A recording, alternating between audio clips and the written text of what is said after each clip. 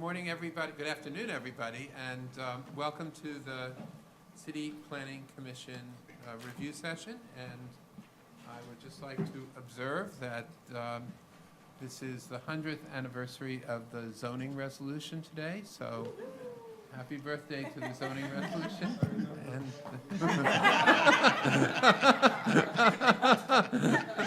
Like it was yesterday, huh? Thank you, Mr. Cantor. It has changed enormously over those 100 years. It's been modified over those 100 years. It has moved from being a document that was essentially a restrictive document to a document that has been, in many ways, a proactive and innovative document. And all of you on this commission and your predecessors our predecessors have had an enormous role in changing that document over many, many, many decades now. So I think it's a record that the commission can be proud of, all of you can be proud of. And I know that there are many innovations, changes yet to come as our city changes and as our challenges change and as our society changes. Zoning will change with it, but this clearly was one of the most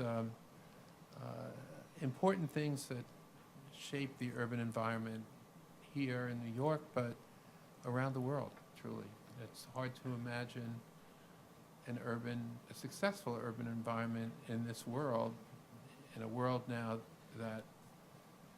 where the majority of human beings live in cities without some sort of planning controls. And the real genius of the 1916 zoning resolution was that it was, although couched in terms of the police power and what a city should do to prevent nuisances of various kinds, it was transformative in the sense that it really was a planning document, and it continues to be that. And with that, Mr. Secretary, good please afternoon, begin. Mr. Chairman and the members of the City Planning Commission. Today is July 25th, 2016, and this is the review session of the City Planning Commission. A quorum is present. Today we're going to start with Stephen Johnson of the Manhattan office, who will be presenting the Manhattan Core parking regulations and special permit methodology. Stephen. Thank you. Good afternoon, Chairman and Commissioners. Thank you for this opportunity to further elaborate on the off-street parking regulations in the Manhattan Core. For this presentation, I'll give you a brief historical information, a few background slides, go up to the 2013 text amendment, and then we'll go into detail of the special permits, in particular the residential growth parking study special permit. So the 1982 Manhattan Core parking regulations have their origins in a parking management strategy that was adopted in response to a lawsuit filed under the Clean Air Act. Now, the Clean Air Act of 1970 required all states to adopt a state implementation plan, and the plan adopted by New York City in 1973 had measures intended to reduce auto use, reduce off-street parking in the central business district, which is below 60th Street. And it was thought that commuters driving into Manhattan would be discouraged and commuters on mass transit would be encouraged. And this would result in air quality improvements and mobility improvements. The 1982 Manhattan Core parking regulations had a primary goal of reducing automobile use by limiting commuter parking into the Manhattan Core and reducing commuters coming in, and then subsequently improving air quality. The Manhattan Core, as you know, is community districts 1 through 8. There were a number of changes from the 1961 parking regulations to the 1982 parking regulations, including surface parking lots were no longer allowed as of right in Midtown or in downtown Manhattan. New parking in existing buildings was no longer allowed as of right. Public parking garages were no longer as of right. Accessory parking permitted for office, retail, and commercial, and manufacturing was limited to one space per 4,000 square feet. hotels could get up to 15% of parking spaces for hotel units, number of rooms, and there was a cap on no more than 225 spaces for a mix of uses. Now, the most significant change in the 1982 regulations was it introduced a shift from minimum parking requirements to maximum parking limits of parking spaces. So pre-1982, parking was required for new development, required for residential development. Post-1982, no parking was required, and where it was permitted, you were limited to how many parking spaces you can get.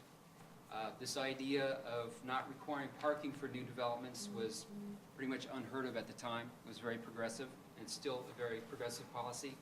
Now, these residential parking spaces are known as accessory. They were known as accessory parking spaces, and they were restricted to only occupants of the building.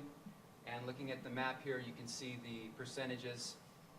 For community districts 7 through 8, you can get 35% of the dwelling units. So if you have a 100-unit building in the Upper East Side, you can get 35 parking spaces. You're not required to put parking spaces in, but you are allowed to put up to 35%.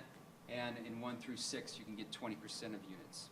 Now, in order to get more than your maximum number of as of right parking spaces, then you would have to go through and get a special permit. Now, this is the special permit framework from 1982. You can see that it's very minimal. I've condensed it a little bit, but the findings are very minimal. Parking spaces are needed.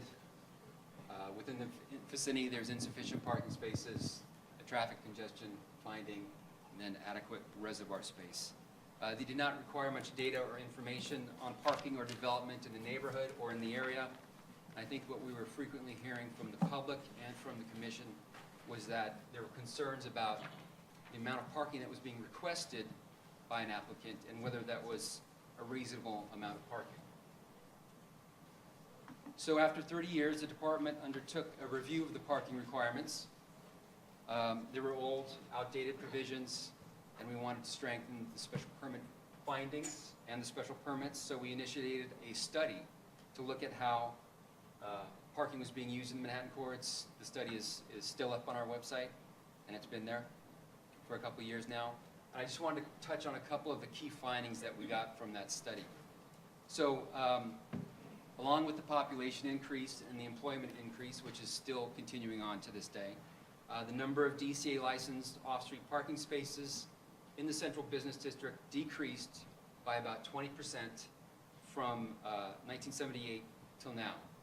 So 3 years ago when we were bringing this through, it was slightly above 100,000 DCA licensed spaces. Now it's slightly below 100,000. The numbers fluctuate, but they're tending to decrease each year. Car ownership is low in the Manhattan core. It's about 23%. This is in comparison to 46% citywide. And about a fifth of those households commute by car from the core. And we also found that car ownership rates increase as incomes increase, and with households with children, the rates increase. More Manhattan residents were parking in public parking facilities. This was one of our key findings. So we see a shift from 1982 when most of the parking, or a substantial amount of parking, was being used by public parking, commuters coming in. We see this shift to Manhattan residents parking in public parking facilities. And because most new buildings do not have parking, residents were parking wherever they could find a space, which is the building next door, the building down the block, the building a couple blocks down the street. We also found that accessory parking facilities were being used as public parking facilities. This was a mismatch with the DCA licensing regulations. If you had an accessory parking facility and you had an independent operator of your garage, you had to get a DCA license and post your rates, and then you virtually became a public parking garage. And finally, we surveyed over 2,800 people, and we visited 110 garages in the core. And when we asked people why they did not take transit, 42% cited transit difficulties, transit deficiencies. Either transit doesn't go to where they live, or it's only at a certain time, it's too infrequent. So there was limits as to where buses and trains were going around the city. So this suggested to us that some amount of parking was still needed within the Manhattan Core. So the 2013 text amendment, as some of you may remember, it was a long process, a challenging process. I was the third project manager, and I can assure you that the first two are still alive and they're well. And they're doing okay. They actually are doing okay. So during public review, we got a lot of comments to increase parking, and we got a lot of comments to decrease parking. So you can see that this is a very, like a stark issue for people. Either you really want more parking, or you really want less parking. So we were trying to tread a fine line when we were doing this proposal. And during the public review, we ultimately got 4 community boards to approve. 2 approved with conditions, and 2 disapproved with conditions. The Manhattan Borough President did not submit any comments, and we got support from the APA, the AIA, CHPC, Furman Center, and REBNY for the project. And what we believe is that the proposal that finally made it through was one that strengthens the findings, requires more data and more information to get into everybody's hands to review, and reflects a more contemporary understanding of parking in Manhattan. So here's just a short list of some of the changes from the 2013 regulation. Not to spend a lot of time on each of these, but generally we wanted to create more flexibility for commercial vehicles, for rental vehicles. We increased loading depth because they were tended to park on the sidewalk, they would stick out on the sidewalk. We created design standards for pedestrians, for the parking garages, and for the new automated facilities that we're now starting to see a lot of. But the 2 major pieces of the text amendment are the top 2 here. The first is that all parking in new accessory facilities may be made available to the public, and existing parking facilities with a DCA license are permitted to have parking, public parking, as a conforming use. This is how parking is being used, still being used in Manhattan. The second one, or the first one at the very top, was to create new special permits and findings, which I'll get into a little bit more detail right now.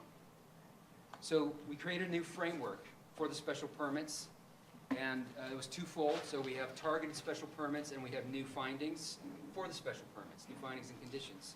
So the purpose of the framework, like I mentioned, is to give more information to everybody, to review the projects, to give more data so we can see how parking is in the neighborhood and how much residential development is in the neighborhood or isn't in the neighborhood. And they focus on recent trends and changes in these supply of parking in residential developments. So the special permits, the bottom 3 here, we're focusing on residential growth and special generators. We'll get more in depth on the 5. Oh, sorry. So 5 special permits. The first is for residential growth. It's focused on change in residential units and change in parking spaces. We'll get into more detail with these in the next couple slides. 13452 and 13453, these are special generators. These are things like hospitals, medical facilities, theaters, employment generators, things that are critical to the economic health of the city. And they might have a need to have more parking spaces. But they also must demonstrate that they meet the conditions and findings that we've laid out for them. 13454, large sites have impacts on the surrounding parking supply, can have notable impacts on parking resources in the community. We've seen this a number of times in the past. Extremely large development will take over a site and get rid of a lot of parking spaces and might put in a smaller amount of parking. For the 3 middle ones here, 13452, 453, and 454, the findings also include transportation demand management measures be applied to the site. These are strategies for sustainability, to alleviate and relieve congestion and improve efficiency. These are things like transit enhancements. If you have a transit stop close by, these are like ped bike improvements. If you have a nice bike facility where you can park your bike and change your clothes. Things like car share, if you have a carpool system for the employment, items like that. Now, the 13455, the final one, is for existing buildings that are looking to increase the number of parking spaces. So for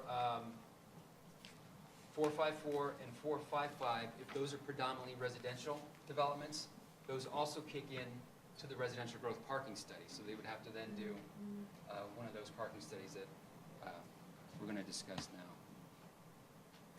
So focusing on the parking study, the applicant must show that the proposed number of off-street parking spaces is reasonable and not excessive in relation to recent trends in close proximity to the proposed development. So to make this determination, the applicant should consider and analyze sites where the net number of residential units and parking spaces has changed over the previous 10 years or so, and up to the build year of the proposed development within the study area. These include both DCA parking facilities and non-DCA parking facilities. The study area is defined as approximately 1/3 of a mile from the edge of the zoning lot, and maps of the study area are created, and they show the different change sites, the parking sites, the residential change sites, and the applicant has to verify and confirm each of those sites that have been identified. The study period is approximately 10 years up to the application filing, and we put in some flexibility into the study area and the study time frame, so you can go back a little bit further than 10 years or a little bit less if you have a reason to justify it. Everything has to be justified. So the data, the Department of City Planning provides all this data on the screen here. This is up on our website. First off, we have Department of Buildings data that we collect from DOB, C of Os, conversions, residential development, DCA, which licenses the parking facilities. We get data from them that shows where the parking facilities are located, how many, etc. And we let that data be available to the applicant. They download it, they research it, and they do their own work on that. We also provide our own data because there might be projects coming through, getting authorizations or special permits, or if we know of certain developments that are putting in parking spaces, and we provide any data that we have to the applicant, and we review all the data that they give us on the studies. We also have established a queue. So the queue is established when the applicant submits their pre-application statement.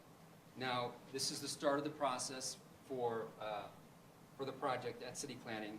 So the idea with that is that the request for parking spaces through the special permit has to be reasonable and not excessive, but there has to be a limit to the number of parking spaces, because there is a limit that would make it excessive. So we establish the queue and puts people in line in orderly fashion, so we know who's coming up and if there's any parking spaces around in that study area where the applicant is proposing the development. So you guys have seen these before. This is a project that came through already in the previous 3 years. So this is a map that was created by the applicant. Their study area is right in the middle, and it's approximately 1/3 of a mile around the site. So that's their study area. The next one shows the number of parking spaces and whether they've increased or decreased where the parking spaces went, and whether they're DCA licensed or not. And sometimes we get in discussions with the applicant, and they'll have, if they have a space here, we have a discussion whether or not it should be in the study area, for example, whether or not to include it. If they had, for example, a 750 space garage going in right here, we would of course ask them to include it in the analysis, something that's significant or notable. And we also ask them to do the same for residential developments. These are just the residential sites, the new sites that have been developed. Typically, there's an increase of these sites because there's been a lot of development. So those are all noted by the applicant and put in their study. So the applicant has to get the data, verify the data, confirm each of the sites, and give us the information, create the documentation that we receive and review, and then they come up with a parking ratio. Now, the parking ratio is the change in the number of parking spaces divided by the change in the number of residential units. So this is expressed as a percentage in relation to the permitted number of parking spaces allowed in that community district. So in the Manhattan core, it's either going to be 20% or 35%. That's parking ratio itself. And here again, we have, from the previous example I was showing, so this applicant, there was a net change in parking spaces. 411 spaces were lost during the study period. There were 497 new parking spaces, and there were 2,848 new residential developments. So without the project, the parking ratio is 3% in the study area. And this is in Community District 5, so the permitted amount is 20%. So then the next table shows with the project, it goes up to 7%. In light of this information, we would say this would be a reasonable amount of parking spaces to request in relation to recent trends. Now, since in the 3 years and 3 months since the Manhattan Core project passed and was adopted by the City Council, we've had 7 residential growth parking studies, 7 special permits through that 13451. We've had 1 through the large-scale residential development, that was the TF Cornerstone site, and we have 3 currently under review at City Planning, and we might have another one today before you to discuss. So that wraps up the presentation. Thank you, Stephen. That's all very clear, and entertain questions. Just out of curiosity, I'd say about half the commissioners were here for the 2013 parking resolution and modification of the zoning. And those of you who were here will recall the swirling issues that surrounded it at that time, and I think that this reflects as I understand it, and those of you who are here can correct me, but as I understand it, this reflected a fairly robust change with, and it was a tough slog to get here. But here's where we are 3 years and 3 months later, and so the floor is open for questions or comments. Ms. Besser. So have you created an actual dedicated database for this, or are you extracting raw data from other sources? Well, we've done a couple things. We've extracted it from other sources. We get it from the DCA and the DOB, and then we filter it and run through it, and we check for any errors that we think might be in the data. A lot of times we have people going through the DCA data.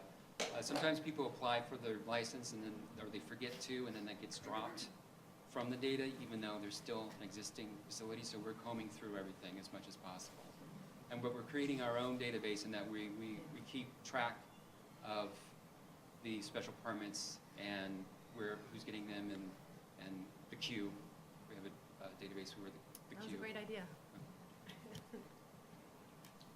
Any, Mr. Cantor, then Ms. Delausse, and then I think Ms. Ortiz. Did I understand you to say that accessory parking spaces can now be used as public parking space? That's right, in the Manhattan core. If you're a new facility, you're allowed to have public parking in there if you're an accessory. And if you had a DCA license up to the point of March 2013, if you had the DCA license, then you were also permitted to. So we won't have any more of these partials, which I refer to as, guy comes in to get his accessory parking, comes back 6 months later to get his public parking. And in between, he may or may not have been a good citizen. Good. Now, the accessory facilities can remain accessory. They don't have to. If you're a residential development and you don't want any public parking in your building, you don't have to do it. If you're a co-op, a lot of co-ops don't want public parking in their building. It doesn't have to be public. Ms. Delausse. I was just going to say, I do remember the hearings and everything in 2013. I think the only thing that's been surprising to me, or that at least I didn't expect, and maybe you did, was the number of applications to have a 1-for-1 ratio of residential units to parking, considering it's Manhattan. So that's the only thing, and I'm not so sure we really thought about that all that much at the time in 2013. If we did, I don't recall that. Well, I think the idea was that these parking facilities, whether public or accessory, are a community resource, and that anybody in the neighborhood can park in them. Ms. Ortiz? Hi, thank you, and I really appreciate the background and the information, because I know that this is something that in particular, I've been mentioning. So I have a few questions. One, I would like to understand the issue of the growth ratio, because in the example that you showed here, we're seeing that the consideration is the number of new units. And I know from my perspective, sometimes it's hard to tell, well, where are we with respect to, how close are we to hitting that 20% when it comes to the neighborhood? And then the second question is, well, what happens when we get there and we've set a precedent by which, people have an expectation that they're going to have this parking, they become entitled around the parking, and, what can we do to prevent that? How firm is that 20%? So those are sort of two questions embedded. Well, in relation to the 20% issue, we go through the applications when they come in, and we let them know. They do the study themselves, and then they find out what the percentage, the parking ratio is. So they'll know roughly what the parking ratio is. If we use an example of St. John's, if those parking spaces are approved, then there's a number of spaces, the number of developments behind them in the queue that will not get additional parking spaces. They can get their permitted as of right parking spaces, but they can't get more than that. So the permitted parking spaces could push us over the 20%. Yeah. If everybody still got up to their 20%, then it would just remain constant. But they couldn't get more than the 20% until the study period ends or revolves. And we'd have to go through a whole new ULURP to revisit that. We would have to, in order to do a text amendment, we would have to go through a whole new A process. text amendment, yeah. In the text, it says it focuses on recent trends in residential development and parking. So it's pretty, I guess the concern, we're pretty firm that we'll hit that and folks won't be clamoring for alternatives. We'd stop them right there in the tracks. Clamoring for more parking? Yeah. Yeah. We just have That's new developments that will likely be pressing. Sure. for So, this. for example, if if this was 20, if this number here was 20%. Well, that's in the growth. though. Right, but then if you go in through the economic generators, if you go through the large sites that are not residential, those could then add parking spaces because they can get the special permit through those means. And that would add parking spaces to the overall supply in the area. So there are still some ways you could get it. Okay. Another question I have, with respect to the findings. You made it clear that the consideration is in close proximity, parking trends in close proximity. And, since the passage of this study, and I appreciate that it took a tremendous amount of work, and I think our, parking regulations are among the most progressive in the country, absolutely. Sure. But yet, since that time, there have been a number of citywide public policy initiatives. One NYC being one of them, the implementation of transit zones that suggest we should be thinking about citywide or regional policy. And there's nothing, in the special permit that allows us to take into consideration any of those other pressing planning issues.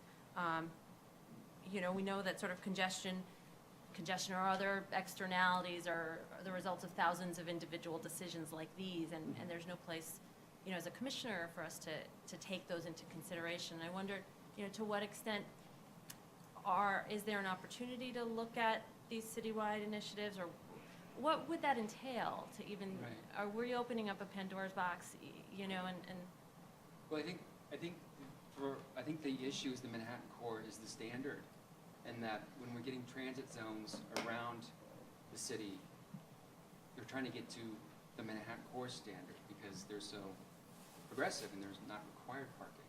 So I think in terms of that issue, it's hard to, I mean, you could always do things around the edges, change things within it to make improvements. That's clear, we could do that. It might be difficult to do, but we could do something like that. But in relation to the sustainability issues with One New York City, the transit zones, like I said, we're the standard, the actual mass transit locations.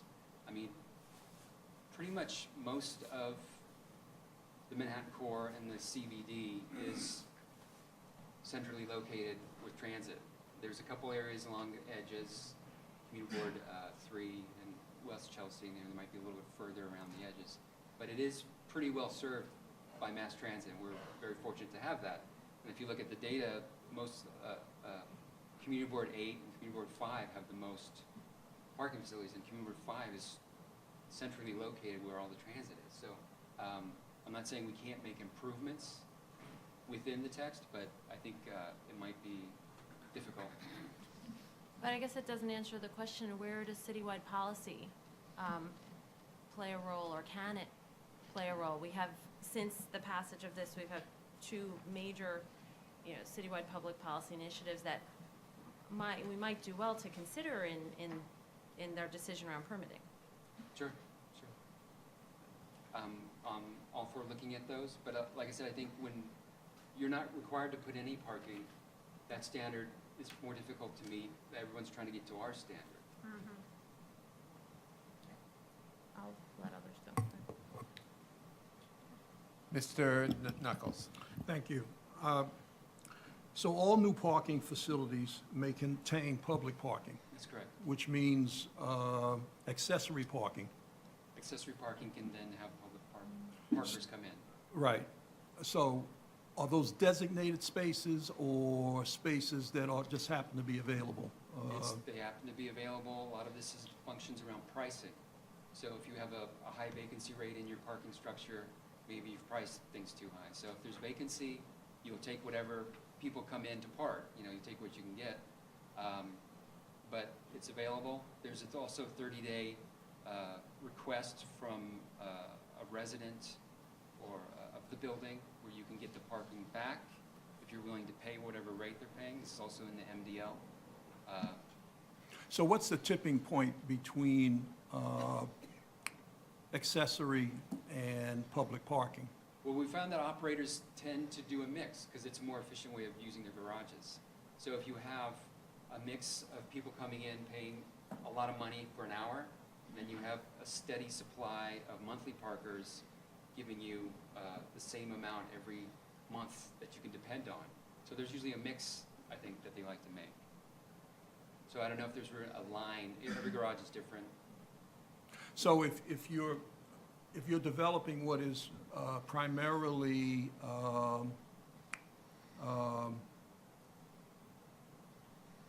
accessory parking, do you have to register that with the Department of Consumer Affairs? And Yes. just in case you... Yeah.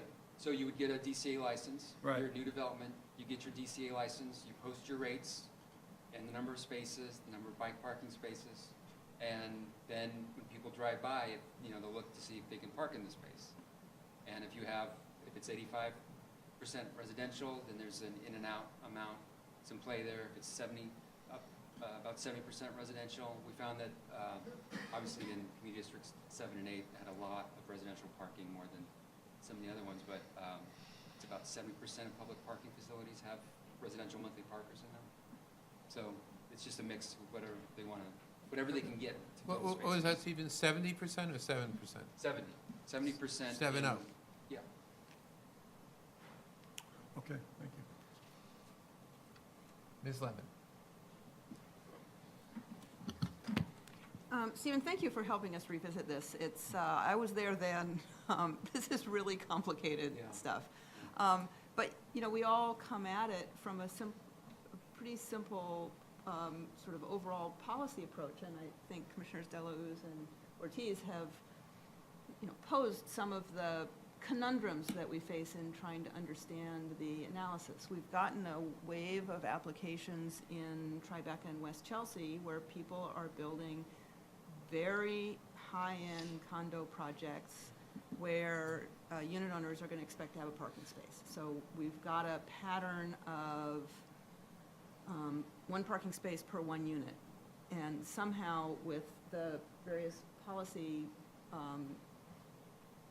notions behind this, that just doesn't feel right. This methodology helps us understand that the degree to which that's right has a limit as development occurs and the parking ratio in the neighborhood creeps up.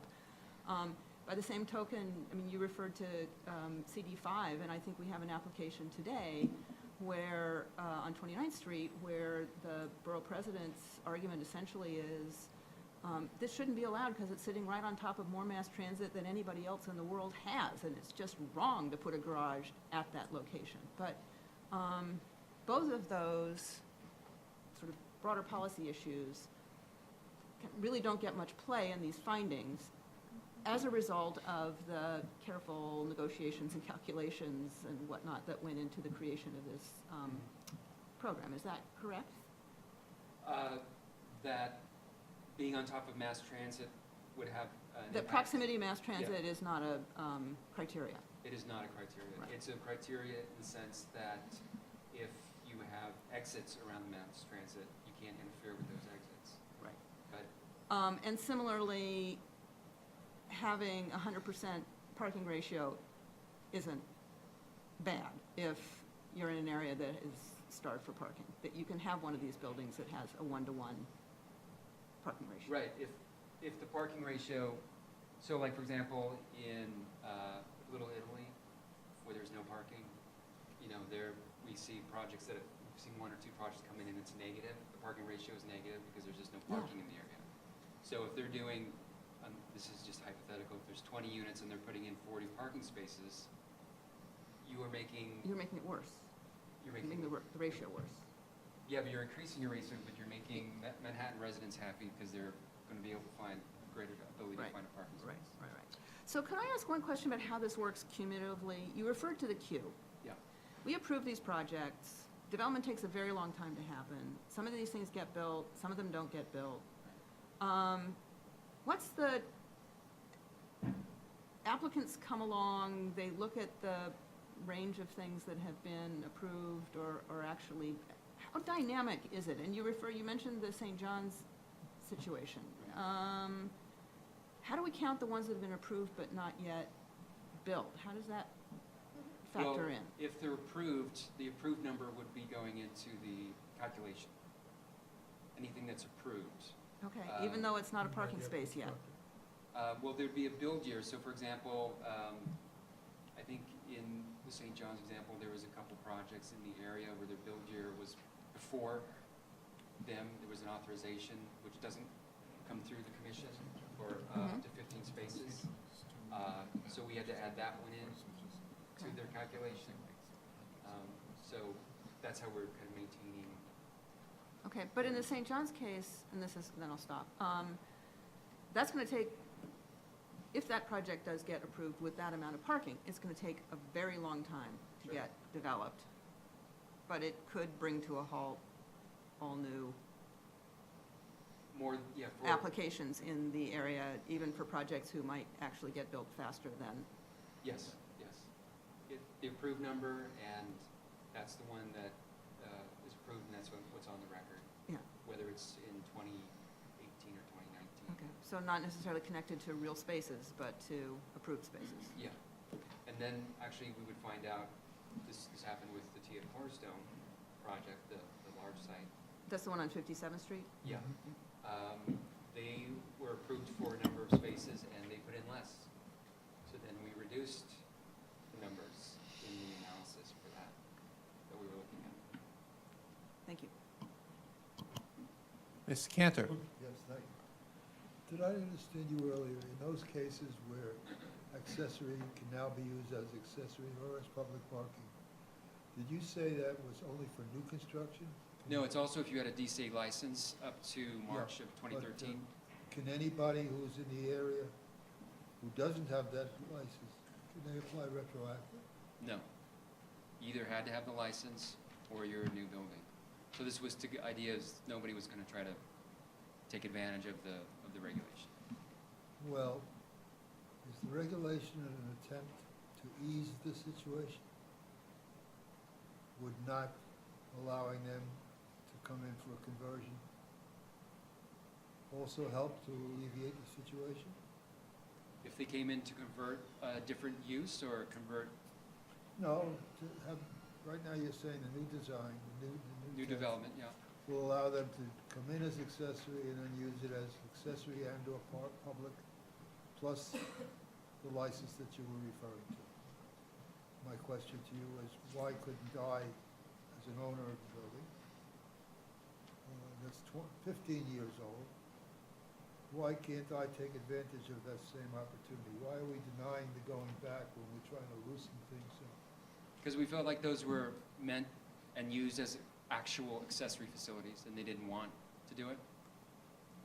That's how they were being used. They weren't being used as a public parking site or mixing and But maxing. in certain areas, wouldn't it be attractive to the leaseholder to be allowed that privilege of going AC/DC? I'm sorry, what was the question? Of going commercial or accessory? The leaseholder? I'm sorry, can you repeat the question? If I understand the question, it's whether those that predate 2013 and this Without- parking modification that the commission, city council enacted then could, and were approved only for accessory spaces, whether they could come in and ask to the commission and ask for a modification so that they could then have public parking as well. And I understand the answer. The answer to that is no. Is that correct?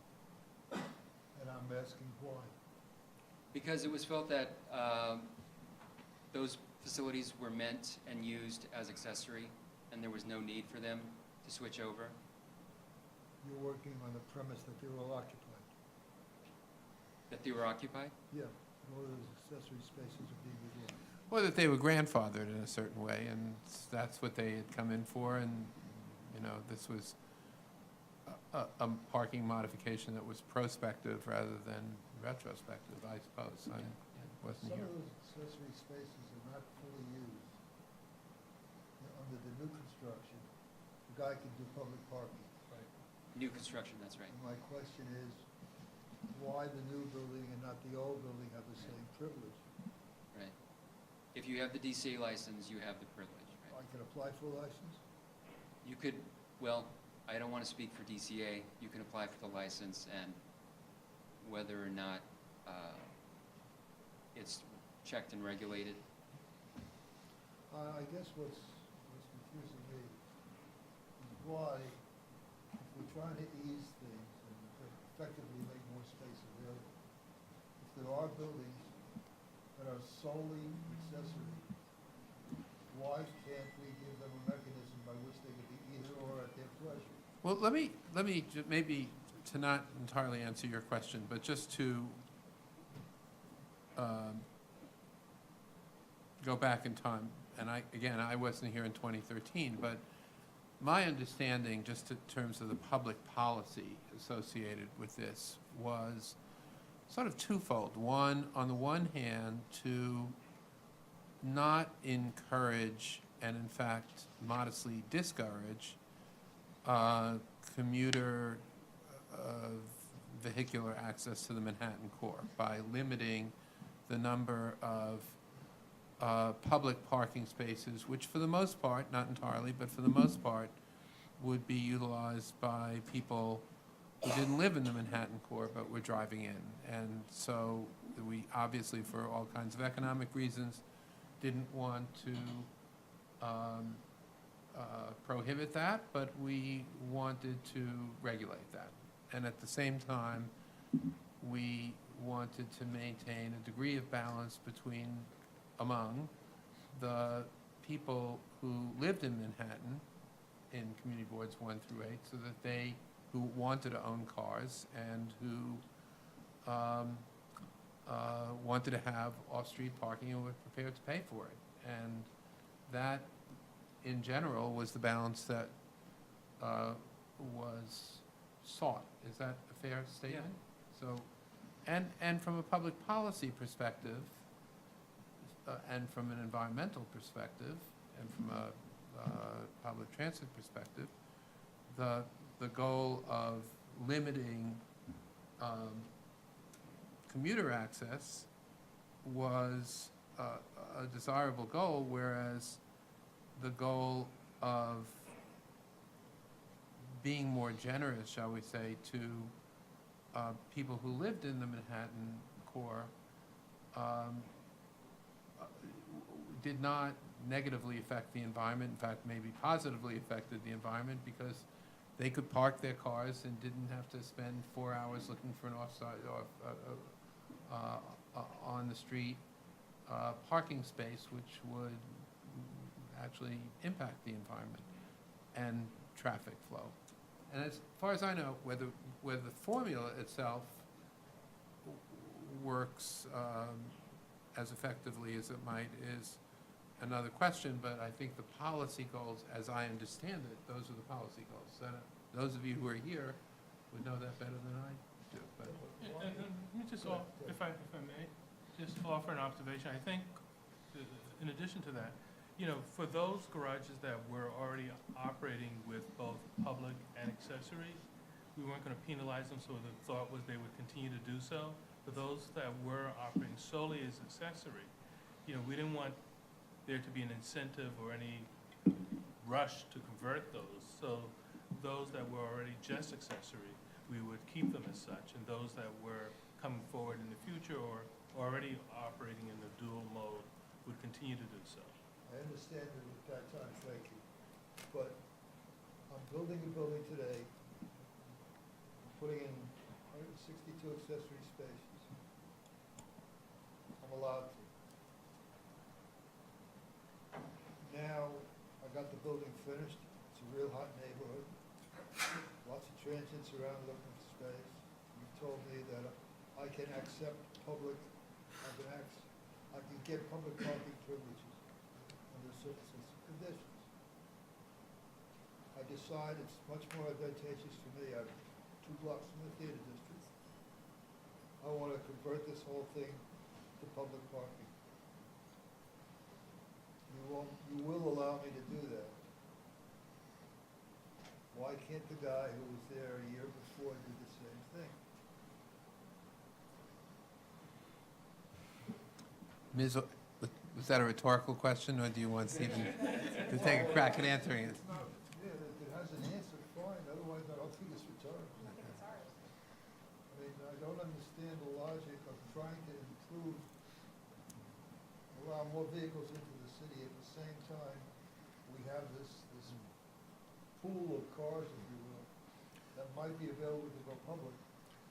Well, again, I wasn't here, but let me take a crack at trying to answer something that I wasn't here to opine on at the time. But it does seem to me that what we are doing since 2013 is regulating prospectively the number of spaces, recognizing that some of those spaces, indeed conceivably all of those spaces, could be public parking spaces. But at least we know formulaically how many spaces could become public parking spaces, and we are, through zoning, limiting them to some extent. Whereas if we simply allowed every prior accessory space to be transformed into a public parking space, it conceivably could create a huge amount of public parking spaces that would run counter to the stated policy of the time, which was to try to limit the number of commuters using private vehicles to come into Manhattan. Right. Is that fair? No, I agree. Ms. Ortiz?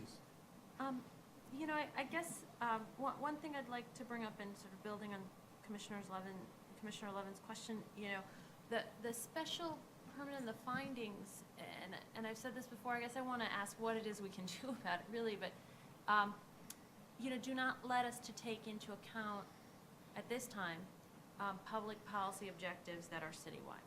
We're asked to consider the impact of this parking in close proximity, and that's in the language, and it's clear, and the way the analysis is done.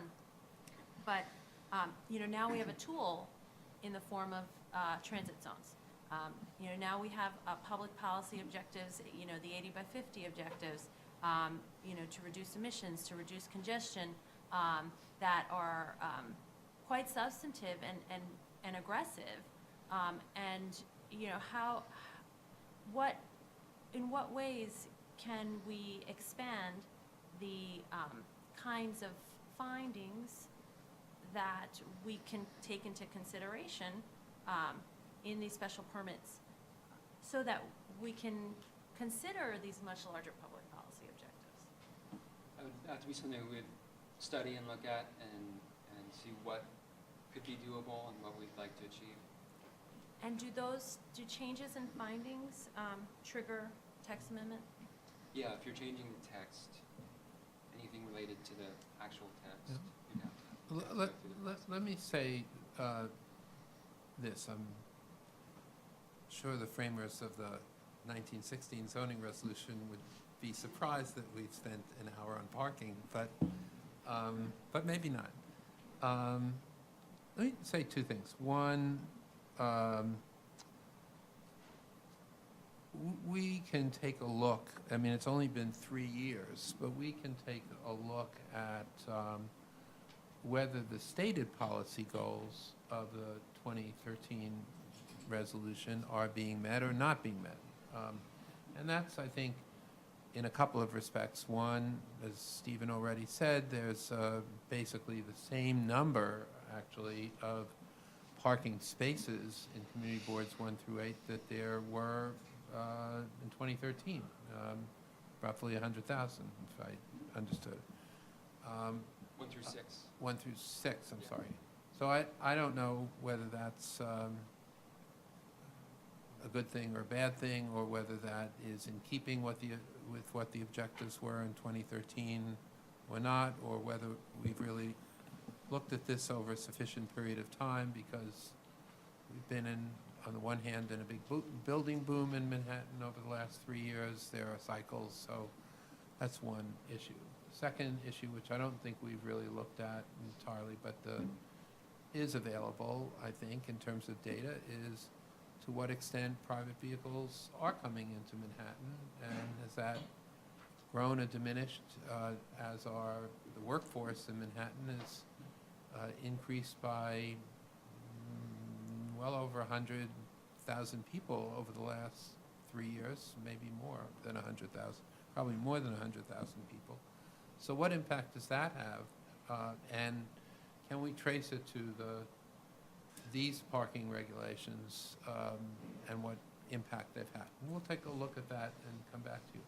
Then the third thing I'd say is that, this has come up from elected officials and community boards, is that while the findings and the special permits are certainly are in the text and would require a text amendment to change them, the formula for doing so is not in the text, and that is something that, depending on what our analysis shows, we might take a look at if it makes sense to do so. So why don't we do all of those things and get back to all of you?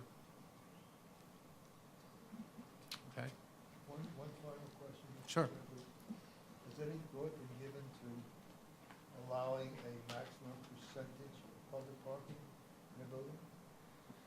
Or was that accessory? I don't think it has been. That would, I assume, require a text change, sure, but I don't know if we've looked at that. Is that Or whether we looked at it in 2013. No, we didn't look at it, but there's some specific developments are required to have a certain number of monthly parkers or residential parkers. It's comes out in the CPC report. Okay. Thank you, Stephen. Enjoy your summer and don't use your car too much. If you even own a car. Thank you. We're going to the first page of your package in the Borough of Manhattan for certification at a project at 532 West 20th Street. Is a special permit to allow a 10-space accessory parking garage in an as-of-right residential building. Speaking of the devil. Okay. Eric Olson, the Manhattan office, is here to present the project. Thanks, Jim. Good afternoon, Chairman, and good afternoon, Commissioners. Obviously, this is a very germane proposal, considering the recent presentation. So this is an application by DDG 532 West 20th Street LLC for a special permit pursuant to zoning resolution sections 1345 and 13451 to permit a 10-space accessory parking garage on the ground floor of a new 9-unit residential building located at 532 West 20th Street in Manhattan Community District 4. So the development site is a tax lot located on a block bounded by 10th Avenue to the east, 19th Street to the south, 11th Avenue to the west, and 20th Street to the north. The High Line traverses the subject block with an entrance on West 20th Street on the south side, approximately 275 feet to the east of the development site. It is located in a C62 zoning district and within sub-area E of the Special West Chelsea District. Special West Chelsea covers all blocks between 10th and 11th Avenues from approximately West 17th Street to West 30th Street. The Special West Chelsea District was intended to encourage the development of West Chelsea as a dynamic mixed-use neighborhood by permitting residential and a broad range of commercial uses in an area previously characterized by manufacturing. So the development site is a 4,600 square foot lot with 50 feet of frontage on West 20th Street, which is a narrow street that runs one way from west to east. The site is currently occupied by the Anton Kern Art Gallery. The existing structure was built in 1900 and was utilized as a storage garage and vehicle repair shop prior to its conversion to a gallery in 1996. So as indicated, the proposed garage will be a 10-space enclosed accessory parking facility located on the ground floor level of a 5.89 FAR, approximately 27,000 square foot residential development with 9 market rate dwelling units. There will be 5 at-grade spaces and 5 spaces above those on stackers for a total of 10 spaces. The stackers will be operated by an attendant to be stationed at the attendant booth, which you can see on the plan here. The garage will have one 12-foot curb cut, including splays, on West 20th Street for egress and ingress to the proposed parking garage by means of a 2-way driveway. On the southerly side of West 20th Street, there are currently 4 active curb cuts providing access to parking. On the northerly side of West 20th Street, there are 2 active curb cuts currently, one of which provides access to a freight entrance, and the other is a 63-foot, 9-inch curb cut providing access to 4 loading bays and a garage entrance. There are actually 2 other loading decks on the northerly side of West 20th Street beneath the High Line, as you can see on this diagram right here.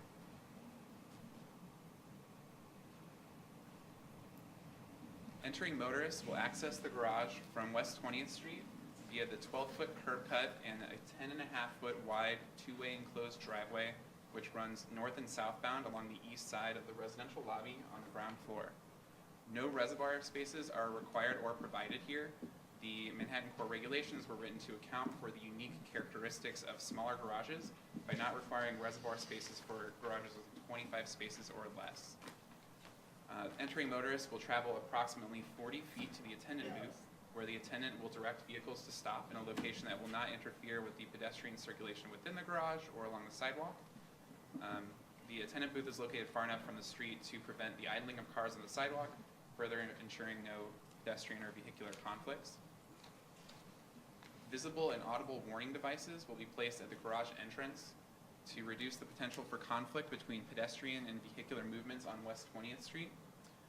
Exiting motorists will pick up their vehicle from the attendant, proceed to the speed bump located 4 feet from the entrance and stop at a stop sign within the garage access zone before proceeding onto West 20th Street. There is an additional stop line on the outside of the garage door at the sidewalk.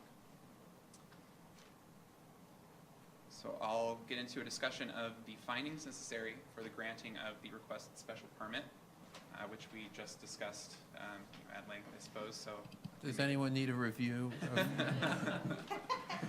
I think you can skip the findings. We know the findings have spent right. an hour.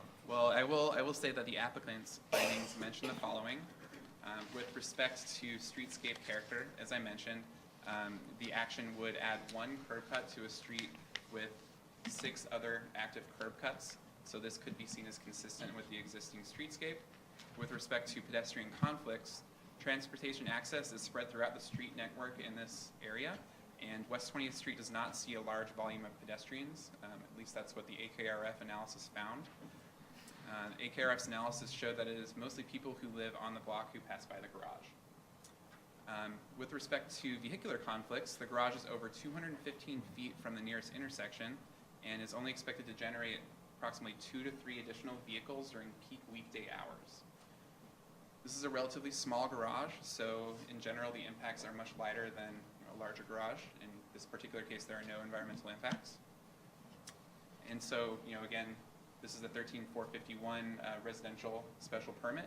So there are additional findings, which again, Steve just went over, that the number of spaces proposed is not excessive in relation to recent trends in close proximity to the facility, with regard to the increase in the number of dwelling units and the increase or the number of public and accessory parking spaces, change in that number.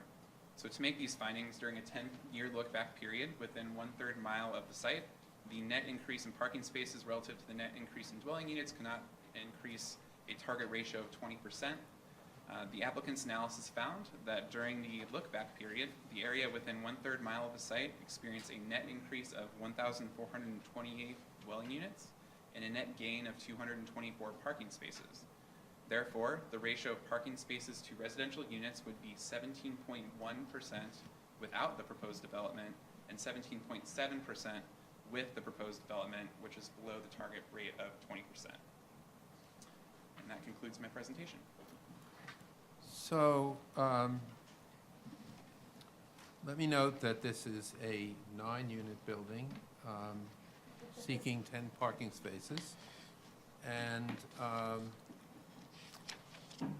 as I mentioned when I first saw this application, I was reminded of my wife running into an acquaintance of hers, a proud mother of a 4-year-old who was just applying to preschool programs, and the proud mother said, "My wonderful 4-year-old brilliant daughter, she applied 9 applications, 10 acceptances."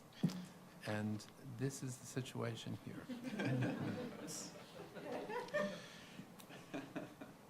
Questions? Ms. Ortiz. Hi. You mentioned the High Line. Where is there's an entrance to the Yes. High Line. Is that on this street or? It is on the street. Let's see. This might be the easiest way to show it. This is facing south.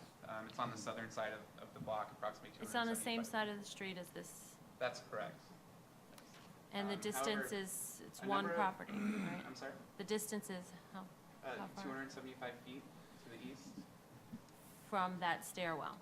Yes, the stairwell is approximately that far. It's funny because I recall I was just recently walking down the stairs, walking down the street, and, noted there were a number of ground floor retail spaces. Is there a Starbucks there? Am I thinking I'm of? not aware of a Starbucks on the mid-block in this area. Or getting close, and it struck me that, that public facility, the High Line, is generating, particularly because there are very few opportunities to get on and off, of that, it's like closed access, right? Right. That this is one of them, and that the High Line itself, with its many millions of visitors a year, is driving a lot of pedestrian traffic down the street, and may do more. And there may be opportunities for more pedestrian-friendly uses to that, as a result of proximity to that public facility. I will mention, just in terms of pedestrian circulation related to the High Line, the nearest subway stop is actually, on 8th Avenue and 23rd Street, the 23rd Street ACE subway station. So a majority of folks will be coming from that direction and not from the 11th Avenue direction on this block. So I think that is one just concern in terms of, where folks are coming from. I suppose it is, possible that somebody could be coming from Chelsea Piers or something like that across the street to access the High Line here. Thank you.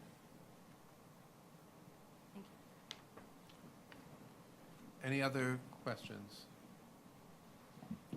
Okay, certified. Thank you, Eric. Okay, moving on to page 65 of your package, also Manhattan. This is coming back for a hearing on Wednesday. It's an application at 217 West 29th Street. It is a special permit, zoning text amendment, and authorization to permit a new 21-story residential building with ground floor retail, a 45-space parking garage, and a reduction in the required retail frontage. Richard Suarez, the Manhattan office, is here to present. Good afternoon, Commissioners. This is a private application for a special permit, a zoning text amendment, and authorization to facilitate a new mixed-use development at the existing surface parking lot at 217 West 29th Street. The applicant specifically requests a special permit pursuant to sections 1345 and 13451 for additional parking spaces for residential growth to allow 26 additional residential parking spaces beyond the 19 permitted as of right.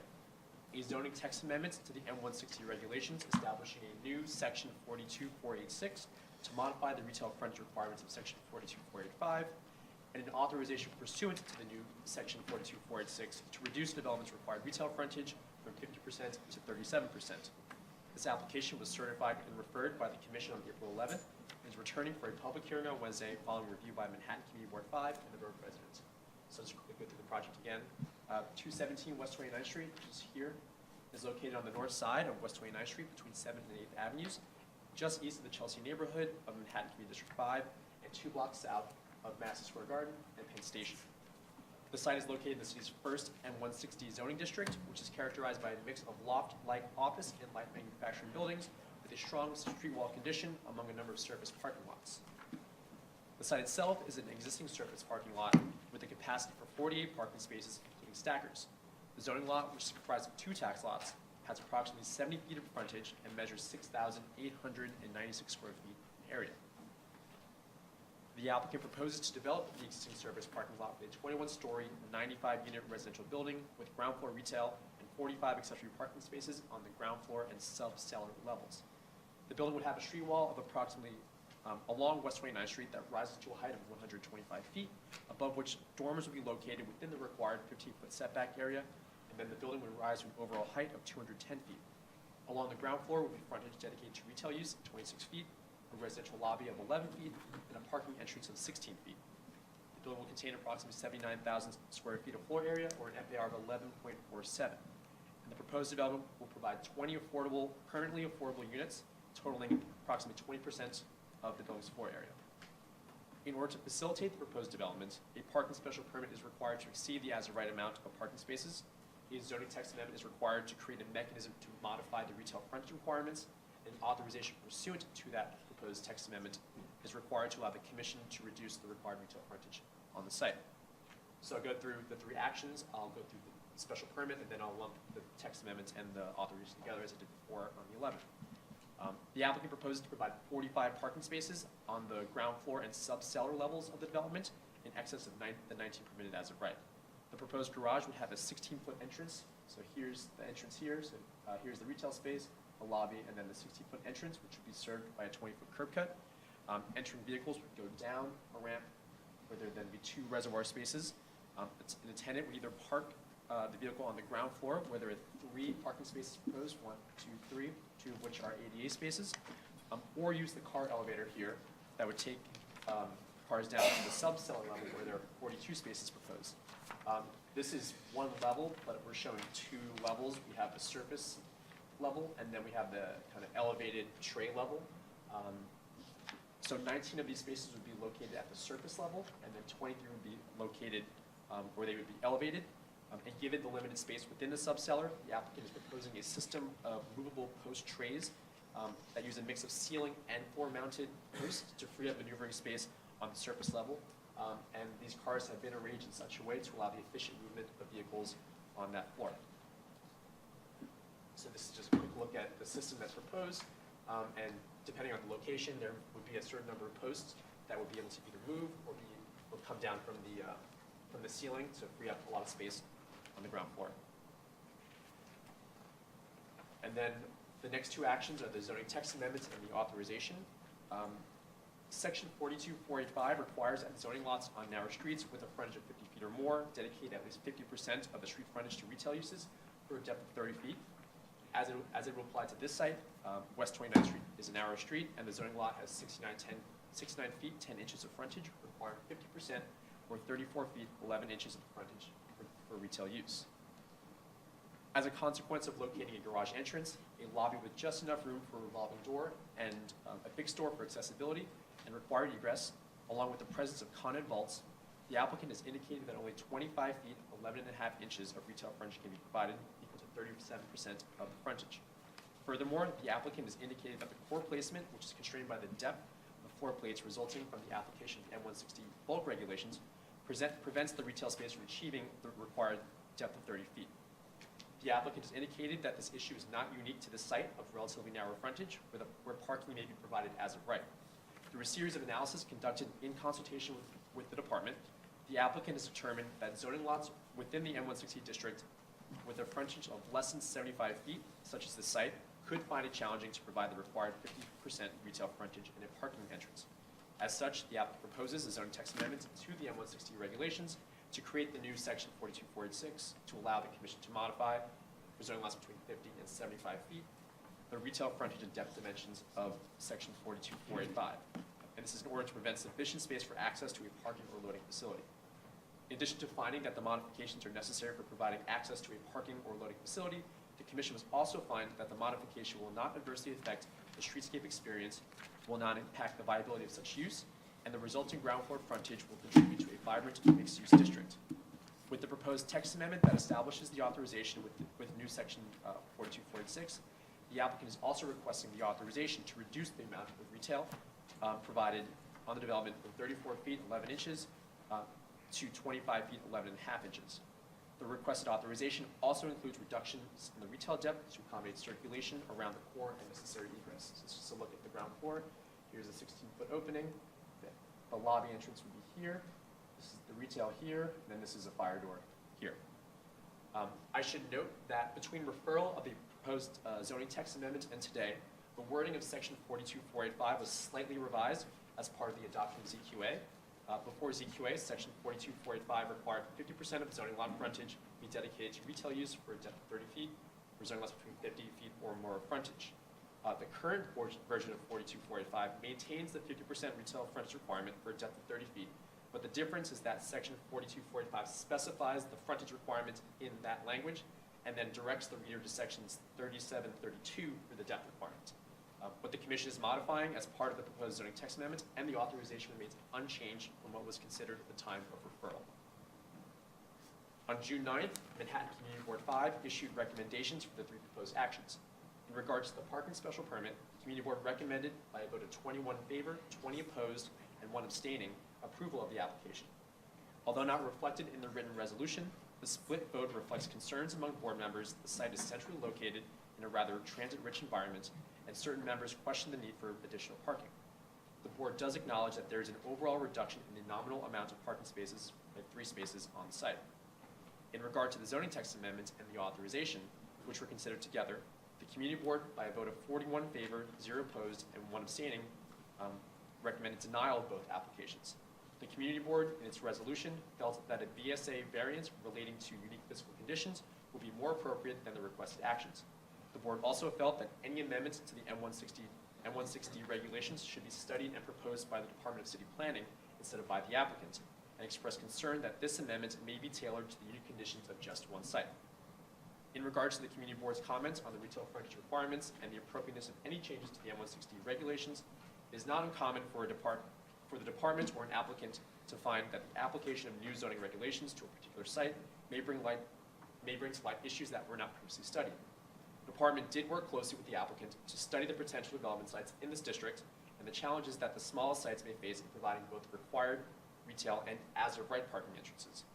Both the department and the applicant came to the conclusion that sites between 50 and 75 feet of frontage could benefit from some relief, provided that there was an appropriate framework for review, which we believe is achieved with the proposed authorization. On July 18th, the Manhattan Borough President recommended denial of the parking special permit and approval of the zoning text amendment and authorization.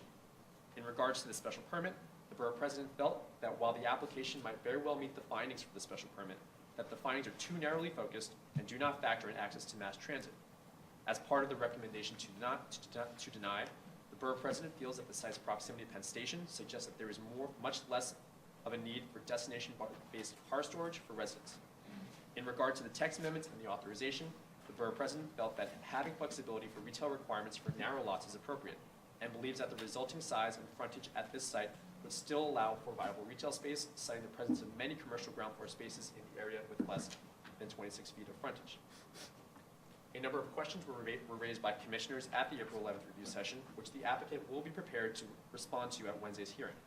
There were questions relating to the need for a 16-foot opening, the particular location of the garage entrance, and the need for the requested number of spaces given nearby transit access.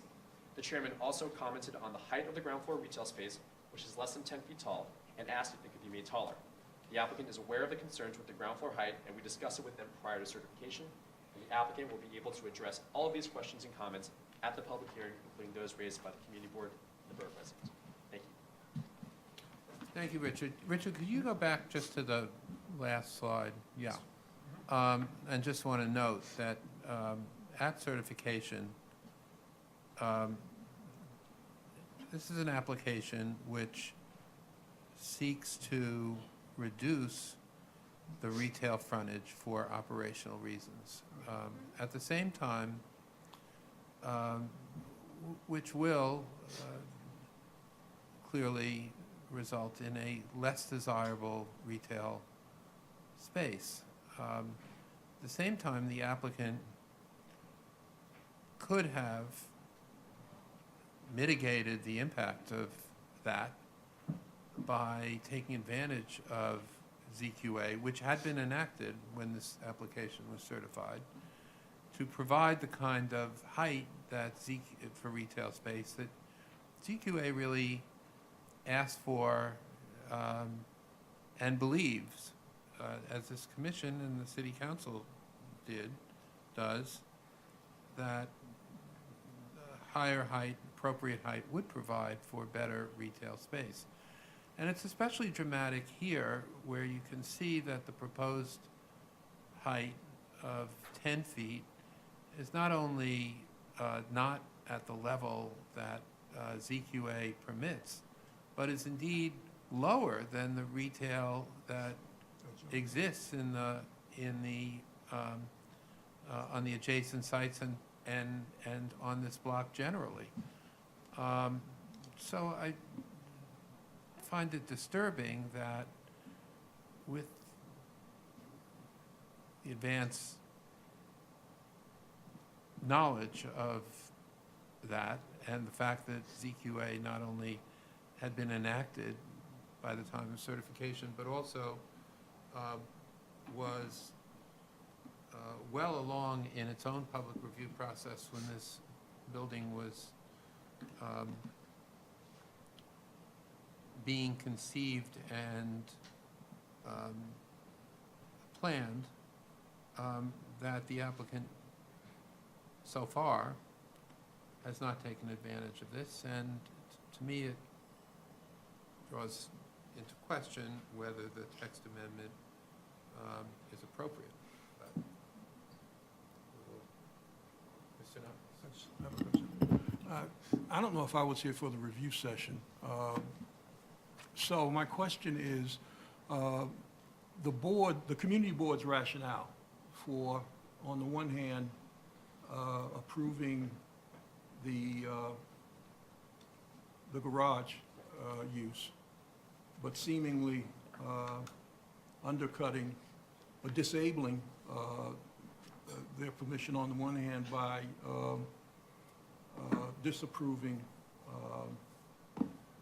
the commercial modification. What's the rationale there? It was a slim, obviously, it's a Yes. very narrow approval, so. Someone from the board is expected to come on Wednesday to speak. In regards to the parking, as I mentioned, the idea that they're in the Penn Station's just a couple blocks away, I think really factored into the split vote. Right. At the committee hearing, to seeing that there were many the committee members not against the increase in parking, and I think they understood that that the applicant has, in their discussions with the board, demonstrated that there are a high number of residential parkers on the site there. So this proposed facility is in theory replacing a lot of those residential parkers and not really creating any more, I guess what they say would be more transient traffic coming through. But board members were split, and some are stronger than others, as we've seen in other recommendations from both CB4 and CB5 in prior applications for special permits. In regard to the text amendment, I think they still had questions about the appropriateness of modifying the M160 rules. I think they felt, and seemed to be in the resolution, that it was a very carefully considered, very perfect text amendment that was proposed in 2011, and that nothing should be changed. And if something does get changed, the Department of City Planning should come forth with one, the department should acknowledge that we did something wrong, and then they should propose the text amendment. I will note that we were partners with a private applicant in 2011 for the M160 rules, and based on what we studied then was really applying the different bulk rules to this larger site, at the block, which is the Edison site that was the subject of the, or kind of the impetus for the M160 regs is right here. So it's a very big site. We applied those bulk rules and really focused on efficient floor plates for residential use and commercial use, and really keeping in the character of the district. The rules did not, the studies that I was able to pull in, everyone that's worked on this text amendment is not at the department anymore, so it was kind of tough to find stuff. But didn't really justify or think about why it has to be 50% on 50 feet or more. I think that this kind of harkened back to, or pointed to a lot of the prior regs in the zoning text amendments, sorry, in the zoning resolution. I think it just didn't really study or fully study these little things that could get in the way of just meeting that requirement. So things like column thickness, the connet vaults, how big the entrance might have to be, fire egress, things that just maybe weren't as high up on the priorities as creating efficient floor plates for residential use. Mr. Reade? In our review of the parking, is the 16-foot deemed excessive, or could it have been done, the parking entrance done in a narrower lane? I think the applicant can talk about why they felt 16 feet was appropriate. We did work with them in reviewing the design of the facility. The applicant, as I understand, is very experienced in operating many of these garages throughout the city, and they told us and they felt that 16 feet was necessary for this facility here. So they'll be able to talk to that Okay. on that. We'll hear from them. But Thank it does fit perfectly between you. two Yeah, columns, Yeah. yeah, I realize that. Ms. Levin? First off, I would like to say I share the chair's concerns about the height of the retail space, so I hope we can get some reaction on that from the applicant on Wednesday. But in both the community board and the borough president, Richard, say things that city planning thought or didn't think. And since this is our chance to ask the city planning staff about this, I'd just ask you directly. I think you've pretty well addressed the statement in the community board's resolution that they say, we have no evidence the Department of City Planning believes that it erred in finding 5 years ago that the retail requirement was appropriate. I think your last couple of paragraphs explained why that wasn't really thought of. But the borough president says in her recommendation, in conversations with the staff of the Department of City Planning, it was acknowledged that that were these changes raised at the time of the original rezoning, they would have been considered appropriate by the department. Is there anything you'd like to say to put that statement in context? Is that a correct characterization? I did have conversations with the Borough President's staff. I did not say those words exactly, but I did acknowledge to the Borough President's staff that we did work with the applicant to find out, we understood in looking at other sites who could benefit from this added flexibility, and we worked with them to establish the threshold. I don't think I was in a position to say that staff feels that this text amendment is appropriate when it's the commission and the council that will be making that determination. So I think the wording, or what I said, is a little different from what was written in that. Okay, but I think you have explained to us why this particular issue wasn't focused on at the time, and had we focused on the challenges of applying that text to the narrow sites, it's something that the agency would have looked at the time of the zoning. I think it's something, I wasn't here in 2011. It's something that for whatever reason, we just didn't study as deeply as the other items. Thank you. Any other questions for Richard? Okay, public hearing Wednesday. Thanks, Richard. And we're moving out of Manhattan to the Borough of Queens, where we have a number of items coming back for public hearing on Wednesday also. The first is a acquisition to acquire office space at 1 Court Square.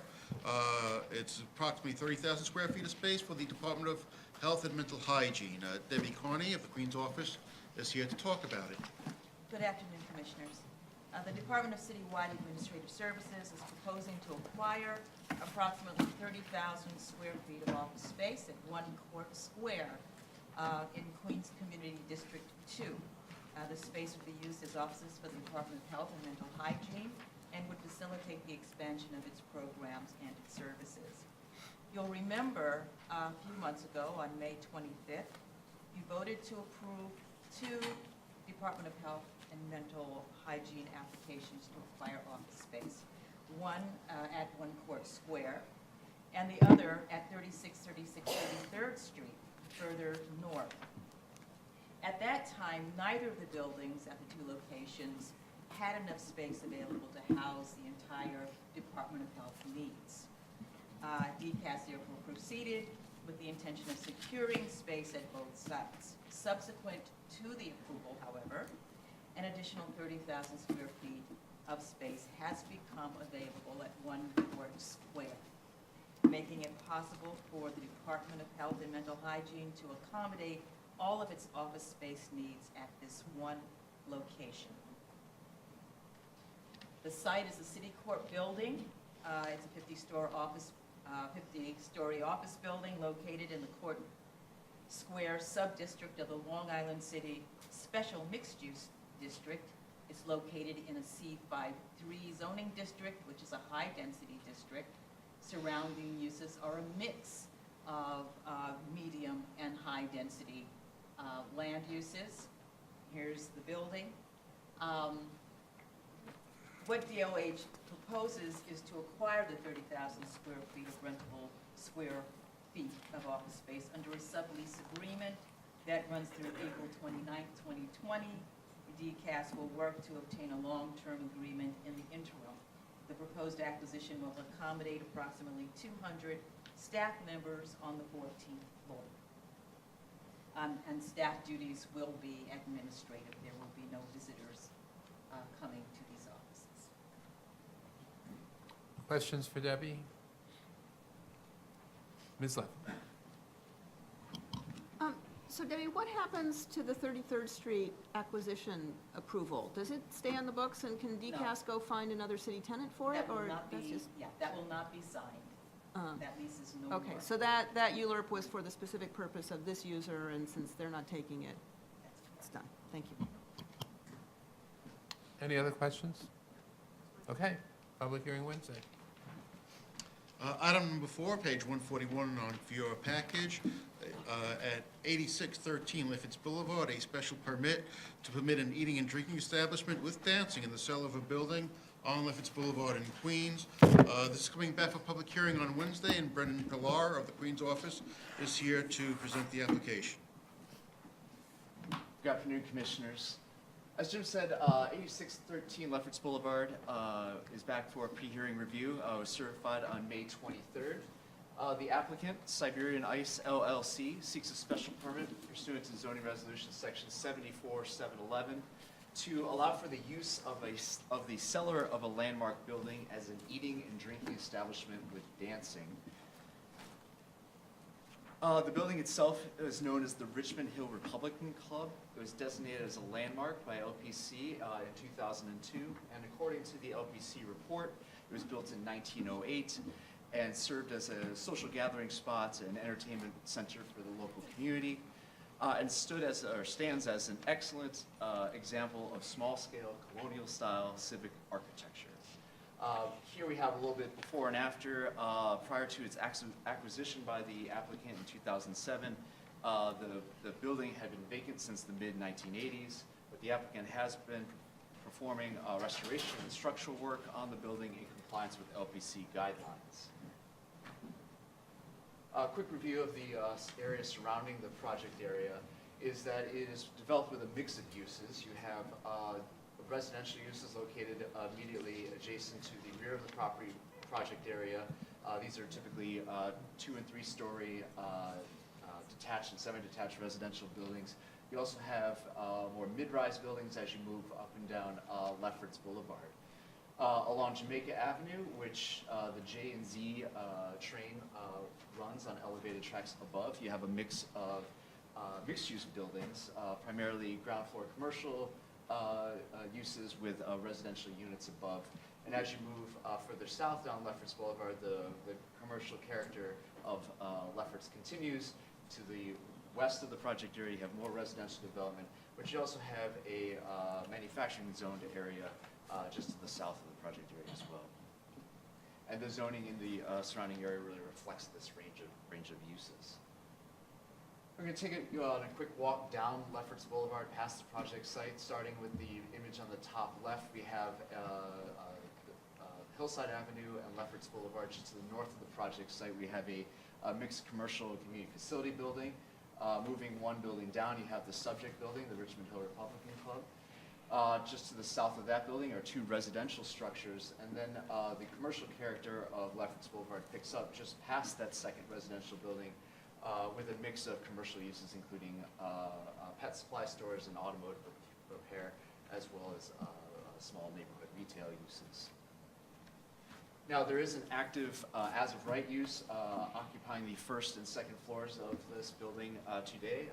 A banquet hall was established in this building in 2013. And as I mentioned, it has occupied the first and second floors. But the first floor plan also shows you the entrances into the proposed cellar use. They would be, there's a designated entrance to the north of the building and a common entrance in the center of the building that would lead down to the cellar, which is where the proposed eating and drinking establishment would be located. Now, the special permit pursuant to 74711 requires a few things. It requires that the Landmark Preservation Commission submit a report saying that there is a preservation purpose associated with the proposed use, and that a program has been established for continuing to preserve the building, and that report is in the commissioning briefing packages. And the commission must also make findings related to the use modification that will have minimal adverse effects on the conforming uses within the building and in the surrounding area. And the applicant will be here on Wednesday to speak to their proposed modifications to the building and how they would minimize those potential adverse effects. So this was certified on May 23rd. It was reviewed by Community Board 9. Community Board 9 recommended disapproval of the proposed application by a vote of 25 in favor, 7 opposed, and 1 abstention. And the Community Board cited quality of life concerns in its recommendation for disapproval. A recommendation for disapproval was also received by the Queensborough President. It was received late on Friday, but still within the Borough President's time period. And those were provided to the Commission, that recommendation was provided to the Commissioners today.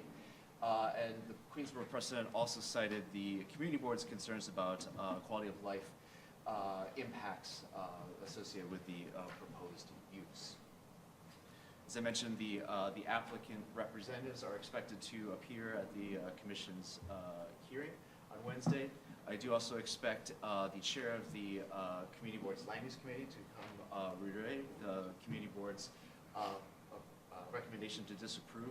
But I also expect a community board member, perhaps one of the 7 who opposed disapproving the application, to come actually speak in support of the application. Thank you. Questions? Ms. Levin? Oh, I'm sorry. Ms. Levin, then Ms. Besser.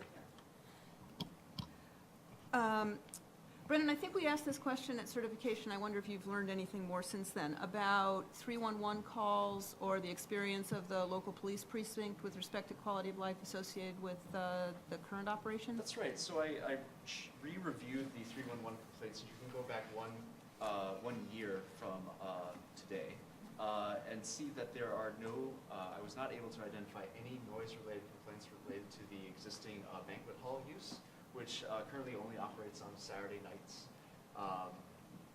related to the existing use. Okay, and do we know anything about the local police precinct's The applicant has done experience? some outreach to the police precinct, and they'll be prepared to talk about the experience that they have. I am unaware of any issues with the police precinct. Thank you. I will also say that the applicant will be prepared to address your questions about the HVAC. HVAC, good, yes. They are far more expert than I. Okay, but they're aware that's an issue. They are. Thank you. Ms. Besser? Thank you. Did you say that there was one common entrance? Yes. That's it? There's no exit for an emergency exit or anything? Right, so there's a couple entrances and exits. So the main entrance into the proposed use would be, I guess, at the northern part of the building here, down a staircase. You can also access this staircase or an elevator that'll take you to the cellar of the building from the main entrance through this kind of semicircular entrance. And then there actually is an emergency exit, but you'd have to go through the kitchen doors that would exit on the south side of the building. So there's two exits to the building, but also 2 primary entrances into the building.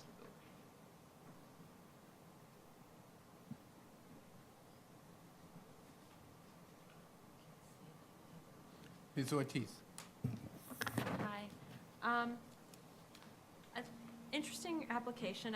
It seems they mentioned they're going to go, they're going to expect about 120 people a night Yes. from Sunday through Thursday, and they say they will not have a negative impact on traffic or parking demand.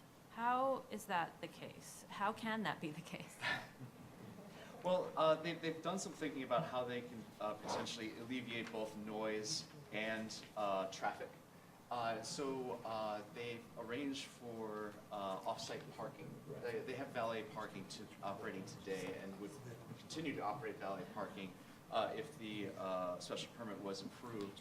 And cars are then parked approximately 1,000 feet south on Lefferts Boulevard at a supermarket parking lot. And there is arrangement between the owner of the supermarket site and this owner to continue to allow for parking off-site. But presumably there's going to be demand for parking. What time does this place close at night? What time? The current use is open till 3 a.m. and the proposed use would be open till 3 a.m. And is everybody, how do these events work? Is everybody leaving at the same time? Because it's an event and the event is over, and so you're going to have That's 200 people walking out the door at 3 a.m.? Well, so there's an existing banquet hall today that has the capacity, I believe, 120 persons, and that is only open on Saturdays till 3 a.m. And because it is kind of event-oriented, I guess you would expect the crowds to disperse at about the same time. Whereas if the proposed eating and drinking establishment with dancing were to be established, there'd be more kind of coming and going throughout the evening until the proposed closing hour, which is 3 a.m. I'm confused. Are they still going to hold events, though? There's still an opportunity to use it as an event space? Well, the idea is that both uses would be open to the applicants, and they'll be able to talk a little bit more about this kind of strategy on Wednesday. But the idea is that if the banquet hall was in use, they would not have the eating and drinking establishment with dancing open and vice versa. So well, if they had an event in the banquet hall, the eating and drinking establishment would not be open to the public. But if they didn't, then the eating and drinking establishment would be open. Okay, but there is a scenario in which 200 people might be leaving at the same time on a Saturday night. Yes. Okay, thank you. 3. Any other questions? Ms. Reade? Just for my clarification, it may be in the package, but when the banquet hall is in operation, will they use both levels? I mean, all 3 levels? No, no, the banquet They would hall only would, they operate completely separately. So they'll only use the ground and the upper level? Correct. And And the- the upper levels are really food preparation and Right. storage space. And the lower level will be vacant at that time? Correct. And if there's a use in the lower level, if the lower level is in use, then the upper 2 floors would not be in use? Well, the applicant can speak to this more on Wednesday, but the proposed kind of arrangement that they were discussing when this was out in public review is that only if there was, because right now the banquet hall only operates on Saturday Right. nights. So if there was a function on a Saturday night that needed the banquet hall use, the eating and drinking establishment that would be in the cellar of the building would not be open to the public. But if there was no event in the banquet hall on the first floor, then the eating and drinking establishment advancing in the cellar of the building would be open. So I guess really where I'm going is, does this increase the capacity of the banquet hall? I mean, if the banquet hall is in use, would they also increase the capacity in order to use the cellar level as well? The way the applicant really envisions these uses operating is completely independently. They would have different names and signage, and the cellar would actually have its own kind of food prep and storage space itself, so it could operate independently. Completely. Okay, we'll find out more. Thank you. Sure. Any other questions for Brendan? Mr. Cantor? How does the eating and drinking establishment make its clientele make its clientele knowledgeable that we're open this week and not that next week and open the following week? Be an That doesn't sound excellent like a very question for the practical way to run a business. Yeah. So, how, well, let's see if they can address that on Wednesday also. Ms. Levin? But so Brendan, on the same subject of using either or, but maybe not both, they've not applied for any limitations on their use. But this is a special permit application, so would we have the ability to limit the use to one or the other, but not both? Well, as is likely included in the zoning text for special permits, the commission may add additional conditions and safeguards. Okay. Thank you. But that's not what they've applied for, obviously, yet. Not yet. Right now, they're asking for a clean slate. Yes. Thank you. Any other questions for Brandon? So I guess we'll have an interesting public hearing Wednesday, Brendan. Thank you. Brendan's going to stay with us for a second and do the next item, the Rockaway Beach Boulevard rezoning, which would facilitate a new 4-story, 33-room hotel with a restaurant and 26 parking spaces. All right, so we're going to move a little further south in Queens, where it's a very comfortable 85 degrees today on Rockaway Beach. And this is the setting where the Rockaway Beach Hotel LLC seeks a zoning map amendment and a zoning text amendment to facilitate the construction of a 4-story, 33-room hotel with an accessory eating and drinking establishment. Just to quickly review the area, just like the Lefferts Boulevard project, this is also an area where there is a mix of uses located. The project site is located along Rockaway Beach Boulevard, which is the primary east-west corridor on Rockaway Peninsula. It's a mixed corridor with mixed residential, commercial, and standalone commercial and residential uses. Right across the street from the project site is a small bungalow community. Rockaway Beach Drive, which is located just to the south of the project site, is a mixed corridor. There's ground floor retail uses with residences above, and then the residential character of the block continues as you move closer towards the beachfront. The elevated S train is located 1 block to the north of the project site. There is a vacant large manufacturing, former manufacturing site located just to the 2 blocks to the north of the project site. And starting in 2017, the citywide ferry service will have a stop the northern extent of Beach 1 Reade Street within Jamaica Bay. And that again is 2 blocks from the project site. And just to the west of the project site, you pick up more mid-rise residential buildings. And to the west of the project site is a more mixed between residential and community facility uses. Here we're going to take a walk around the subject block. We show the development site here, but this site right here is also included within the rezoning area. It's currently developed as an eating and drinking establishment, but no dancing. This is the subject site right here. It's currently occupied by 2 vacant buildings. They've been vacant since Hurricane Sandy. And as I mentioned, just to the south of the project site is a kind of mixed corridor with ground floor commercial uses and residences above. So the proposed rezoning is expected to facilitate the construction of a 33-room hotel. The primary entrance will be from the Rockaway Beach Drive frontage. It would be 4 stories and approximately 54 feet tall. And here's a rendering of the proposed building. They do propose to include a pool deck area and rooftop access for guests. Now the proposed rezoning, current rezoning is R5B with a C13 commercial overlay. The applicant requests a R6A, a rezoning to R6A and a C25 commercial overlay. The C25 commercial overlay is necessary because it would allow for hotels without a proximity requirement to an arterial highway. Lower density kind of commercial overlay districts have a 1,000-foot proximity requirement, but that is not a requirement in C25. Now the applicant maintains that the R6A is necessary because they would like to provide a generous ground-to-floor ceiling height for their ground floor commercial use at 17 feet, and also ample floor ceiling heights for the 2nd through 4th stories of the hotel at 13 feet. The kind of lower density residential alternatives would not allow for a building that tall. So that is why the applicant is requesting the R6A.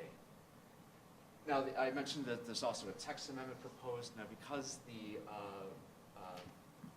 rezoning would increase residential FAR, there is a request to establish a zoning text amendment to establish a mandatory inclusionary housing area with that would be coterminous with the rezoning area.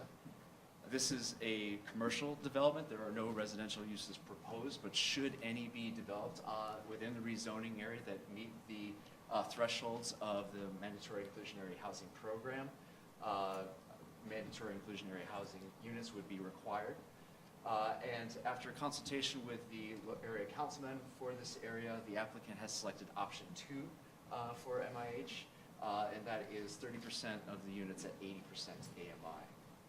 Now, this project has had a very different experience in its public review.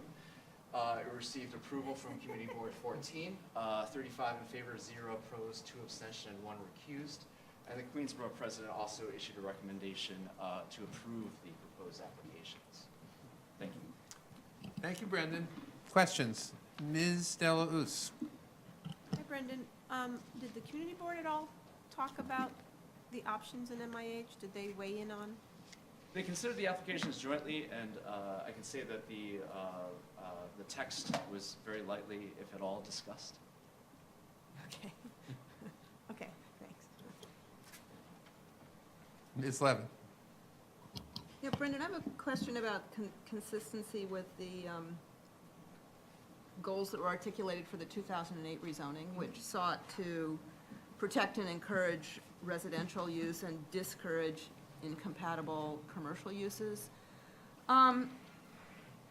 Is this change, I mean, I recognize this enjoys broad local support, but does that policy not particularly apply in this neighborhood, or have times changed, or did Sandy make everything so awful that we are overriding what the policy of 2008 was? Well, I don't know that this necessarily overrides the 2008 policy. I was the project manager for that rezoning, and I know we were trying to accomplish a number of different goals with that rezoning. But it was a very broad, expansive rezoning that covered over 280 blocks from Far Rockaway to Rockaway Park. And while the bulk of the rezoning really focused on reflecting traditional residential building types in the area, we did want to promote new commercial activity along primary corridors and at locations proximate to transit. So we did, while contextualizing much of the 280 blocks, also provide some opportunity for new development through some upzonings to medium density type districts. We did so along Beach 116th Street, which you can see just at the edge of the screen here. We did so along Rockaway Beach Boulevard. That was all previously zoned R5, so we only slightly bumped up FAR there to 1.25. We actually increased FAR along further east along Beach Channel Drive with an R5D district. But we really haven't seen a lot of development activity in those upzoned areas. Perhaps they weren't upzoned enough. So this is kind of a next step approach where this block was already rezoned from R5 with a commercial overlay to R5B with a commercial overlay. And now to facilitate this proposed project, a higher density district and a different commercial overlay is needed.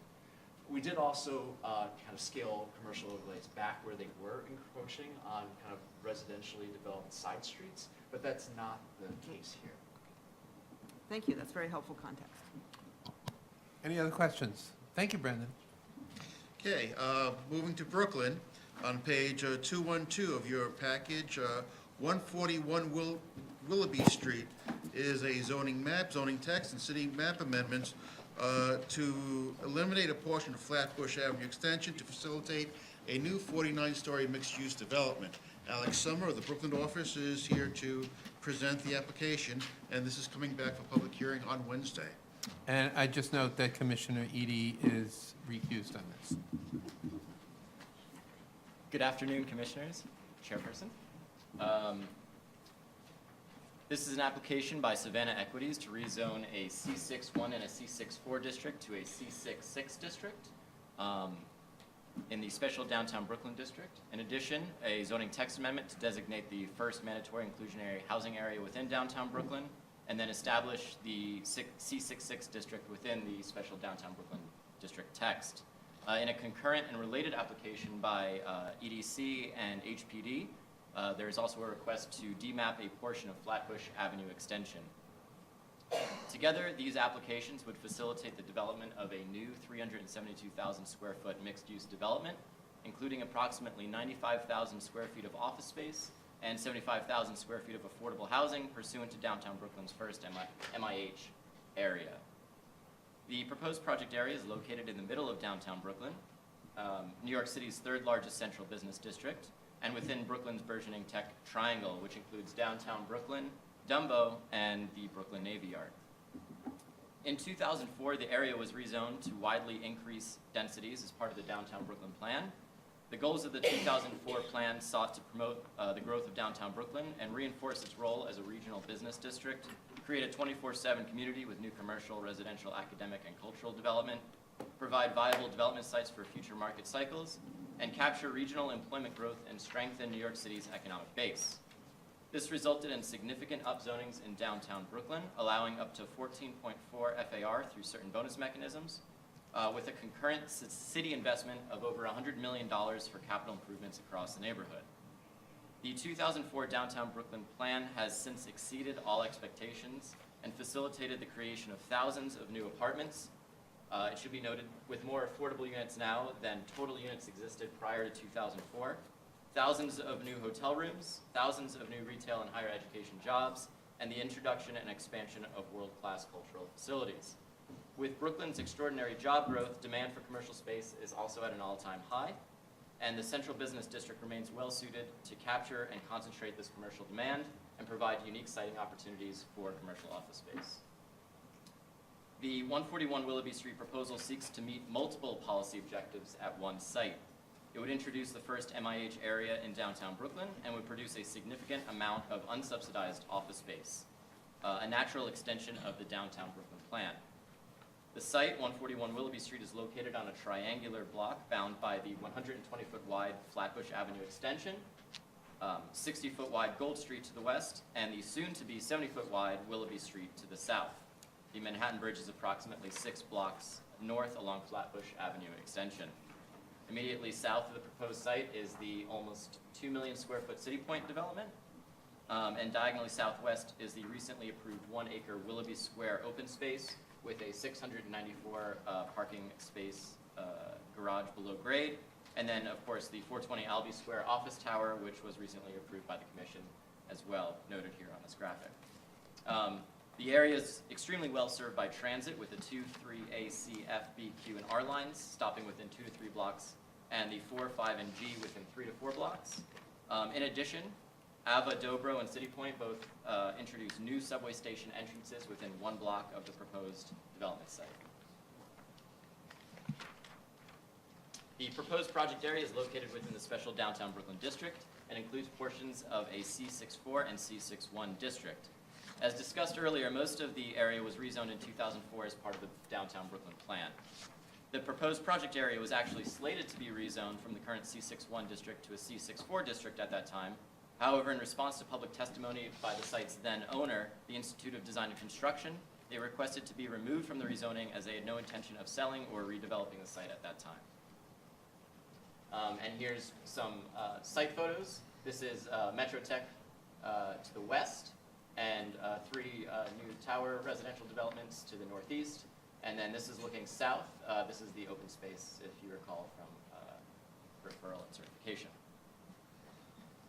If these actions are approved, the applicant, Savannah Equities, is proposing to develop a new 49-story, 577-foot high, 18 FAR, 372,000 square foot mixed-use development, including retail, office, and residential, on lots 1 and 4 to the south of the site, with a publicly accessible open space on lot 8 to the north. The proposed development would include approximately 30,000 square feet of retail across the ground and second floors, approximately 95,000 square feet of office space across 7 stories, and approximately 250,000 square feet of residential floor area, including 75,000 square feet of affordable floor area pursuant to proposed MIH area. Pursuant to existing special district requirements, the ground and second floors include retail spaces with entrances located on all 3 sides of the development, as well as the access and cores to the office and residential portions of the building. Floors 3 through 9 include proposed office space with typical floor plates of approximately 14,000 square feet. This massing shows proposed retail basin entrances with the office podium. In addition to much needed office space, the applicant is proposing to develop approximately 250,000 square feet of residential floor area, equating to approximately 270 dwelling units. The applicant is also proposing to map downtown Brooklyn's MIH area, requiring 30% or approximately 74,400 square feet to be permanently affordable. It should be noted that the existing C61 district has no affordable housing program in this location, and it is also a significantly higher requirement than the current R10 inclusionary housing program that exists in downtown Brooklyn, which relies on the older 5 to 6% affordable housing provisions. Here's another image of the massing with the podium. This is the proposed City Point Tower, which is currently in construction now, the phase 3, and then with the Metrotech behind it. The proposed development sits at a very prominent location in downtown Brooklyn along Flatbush Avenue extension. This is looking south along Flatbush Avenue extension from the Manhattan Bridge landing. It'll also provide a strong street wall along the 125-foot wide Flatbush Avenue extension with a lower base height of 40 feet with a setback before rising to 145 feet up at this location here. And then here's looking, again, southward. Here was a rendering of an open space on the site. And then here is the 577-foot tower within context of existing and pipeline developments within downtown Brooklyn. In order to facilitate the proposed development, the private applicant is proposing a zoning map amendment and zoning text amendment, and EDC and HPD are proposing a city map change to demap a portion of Flatbush Avenue extension mapped over Lot 8. The applicant proposes to rezone the existing C61 and a small portion of C64 into a C66 district, which would cover all 3 lots on the block. As mentioned earlier, this would be the first MIH area within downtown Brooklyn, and they're proposing option 2, which is the 30% option, as well as adding the C66 district into the special downtown Brooklyn text. And then this is the proposed options as it plays out with the amount of affordable units. Under C61, there's no IH, and then in the C66, it would produce approximately 81 affordable in the current program. In addition, the proposed 18 FAR would facilitate the creation of nearly 95,000 square feet of office space. And then there's additional text amendments to allow for a C66 within the special downtown Brooklyn district. Because of the type of floor plates that this would be allowing for the office portion of the development, the base height is being requested to be increased.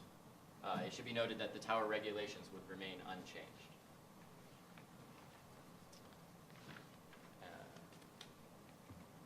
And then finally, EDC and HPD are proposing to demap a portion of Flatbush Avenue Extension. It's currently mostly unbuilt street, and this demapping would unlock nearly 48,000 square feet of development rights, which were pre-approved for disposition in 2004. In addition, Lot 8 would be removed from HPD's jurisdiction and obligations, and the Urban Renewal Plan and Land Disposition Agreement requirements would keep this space open and publicly accessible in perpetuity. In addition, the disposition agreement locks in the proposed development program for office and affordability as part of that. And then this is an image showing actually what would remain open as street, and then what is currently used as sidewalk today. And then this is the open space portion. All of this would remain open in perpetuity. In conclusion, these actions would facilitate a new 372,000 square foot mixed retail, office, and residential development, bringing much needed office space and affordable housing to downtown Brooklyn and furthering the goals of the city's 3rd largest central business district. The proposed actions were certified and referred out by the City Planning Commission on May 9th. Community Board 2 held a public hearing on May 18th and voted June 8th to disapprove the zoning change and text amendment 30-2 with 1 abstention without conditions, and to approve the street demapping 24-8 with 1 abstention with no conditions.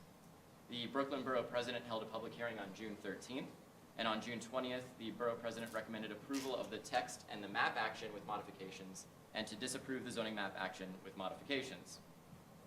And I'm gonna just quickly summarize the Borough President's recommendations now. In general, the Borough President was supportive of this development and found the bulk and envelope appropriate for this location. However, there were a number of recommendations directly related to the actions before the Commission.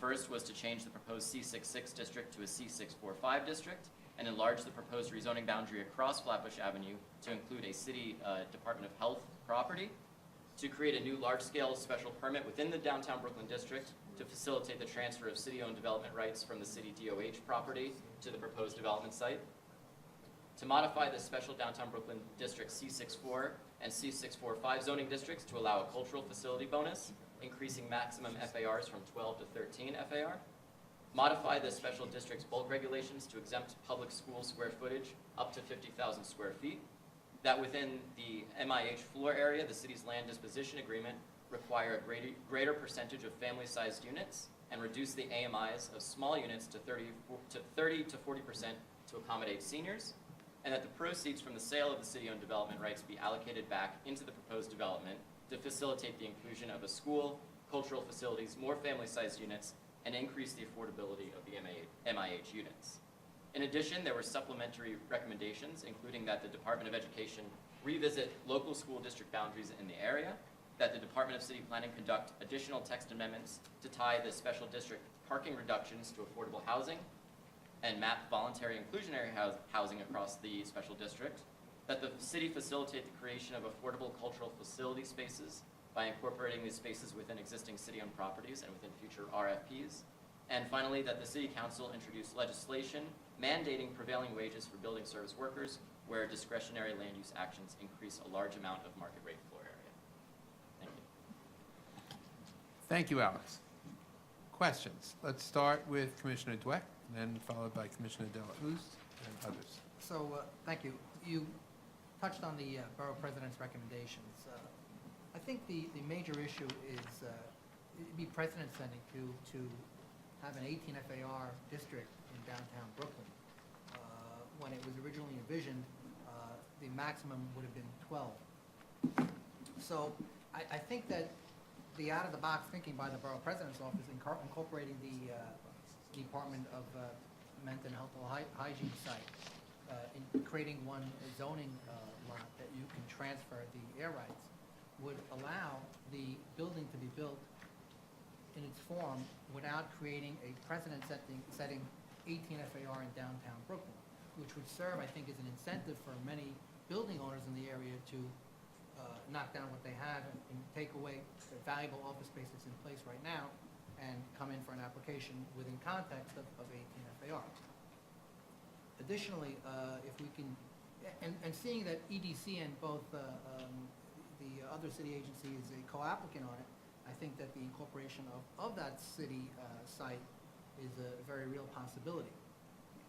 Additionally, if you can give us any input on the Borough President's recommendations to exempt up to 50,000 square feet for schools, if you'll note, the report from the Borough President's Office states that currently the current construction in the area in what's envisioned and what's being done right now is going to create the need for 1,500 new spaces, new students rather, and spaces for students. So what can we do to address that concern, and not just in particular to 141 Willoughby, but it's just something that's ongoing throughout that district. And the zoning bonus mentioned, if you have any comments on the zoning bonus mentioned by the Borough President for the community facility.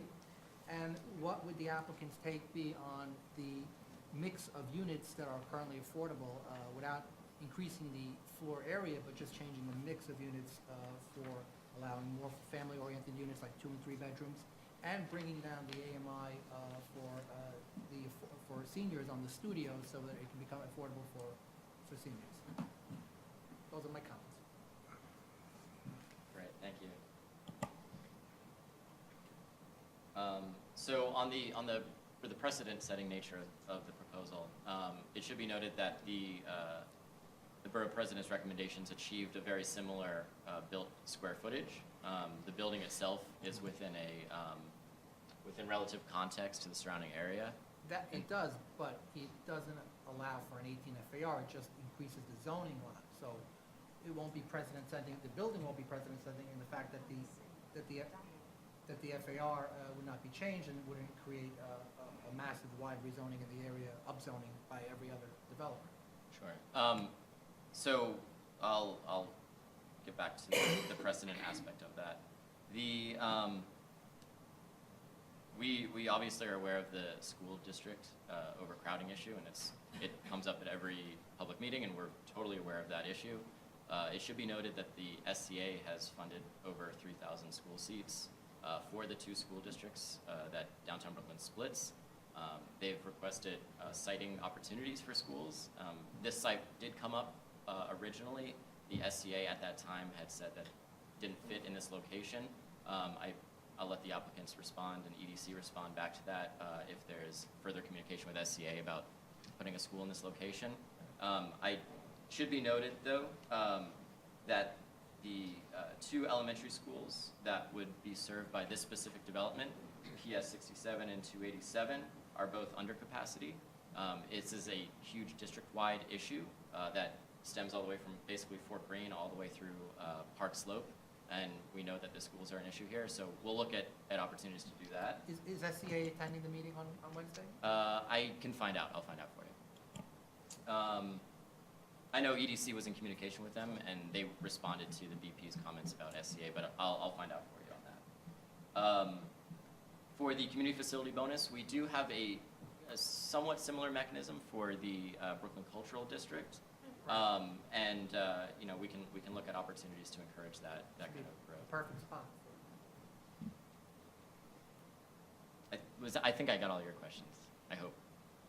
And the precedent, I think that EDC, again, will address that on Wednesday, the applicant team. And then the transfer of the air rights from the city-owned side. So- Right, so that would obviously, as the borough president recommended, that would involve a completely new special permit, large-scale action as part of the special district. And we can take a look to see if that would be within this scope of this action. I don't believe it would be, but we'll take a look and see. Okay. Commissioner Deleuze. That was going to be my question, whether or not the borough president's request, I thought it was some creative thinking. It would perhaps been helpful to think about it in advance. Not that that was the borough president's responsibility, but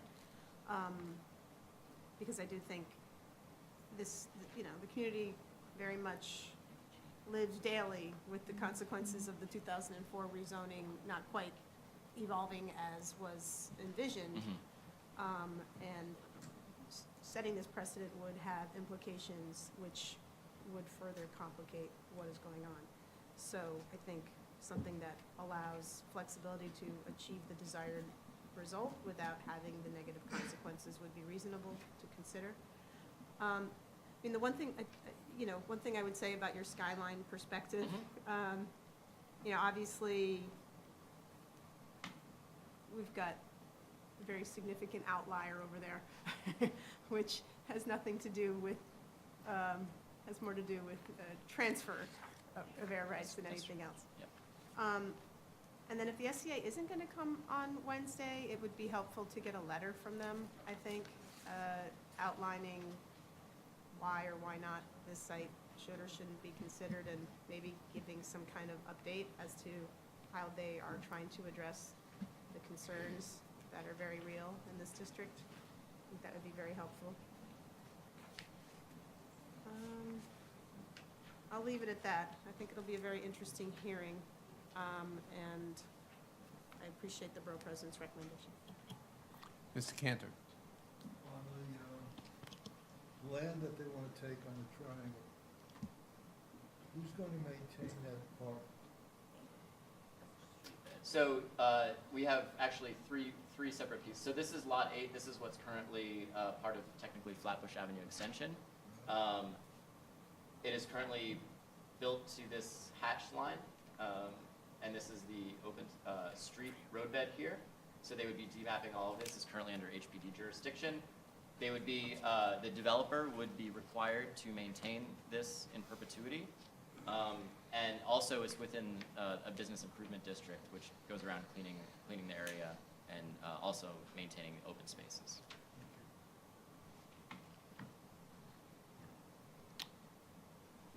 Mr. Marin. Alex, question. What is the building achieving the 18 FAR that it's requesting? Yeah, it's getting very close to 18. It's a couple FAR under, and so they're basically maxing out their commercial and residential. And assuming that this application were to be approved and this 18 FAR gets in place, how does it affect the rest of the balance of the unbuilt portion of Brooklyn that we expect will be built out? Not taking into consideration buildings that we may think may be demolished to create larger assemblages. Sure. So it would only apply to this site.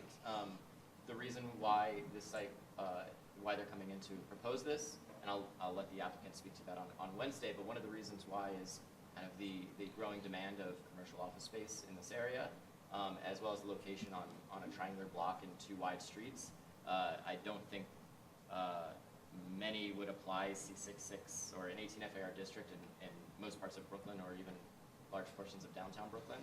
I think because it's a private application, this is a site-by-site or an action-by-action proposal, and currently this is where it's being proposed.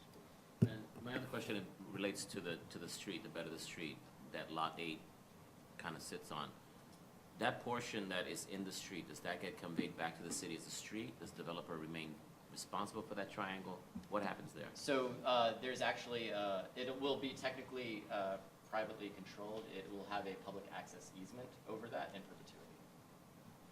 And so DOT would still maintain it, but it would technically be privately. And the developer has agreed to this? Yeah. And that's part of the disposition agreement. And to your question, To your question about commercial development, and it's part of the kind of the discussion in the Borough President's recommendation, we did take a look at all office buildings in downtown Brooklyn that were built to 6 FAR or greater, and we found less than 10.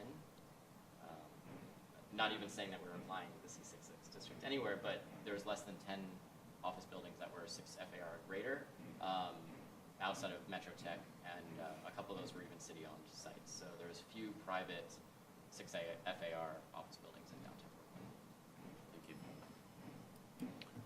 Thank you. Any other questions for Alex? Okay, public hearing on Wednesday.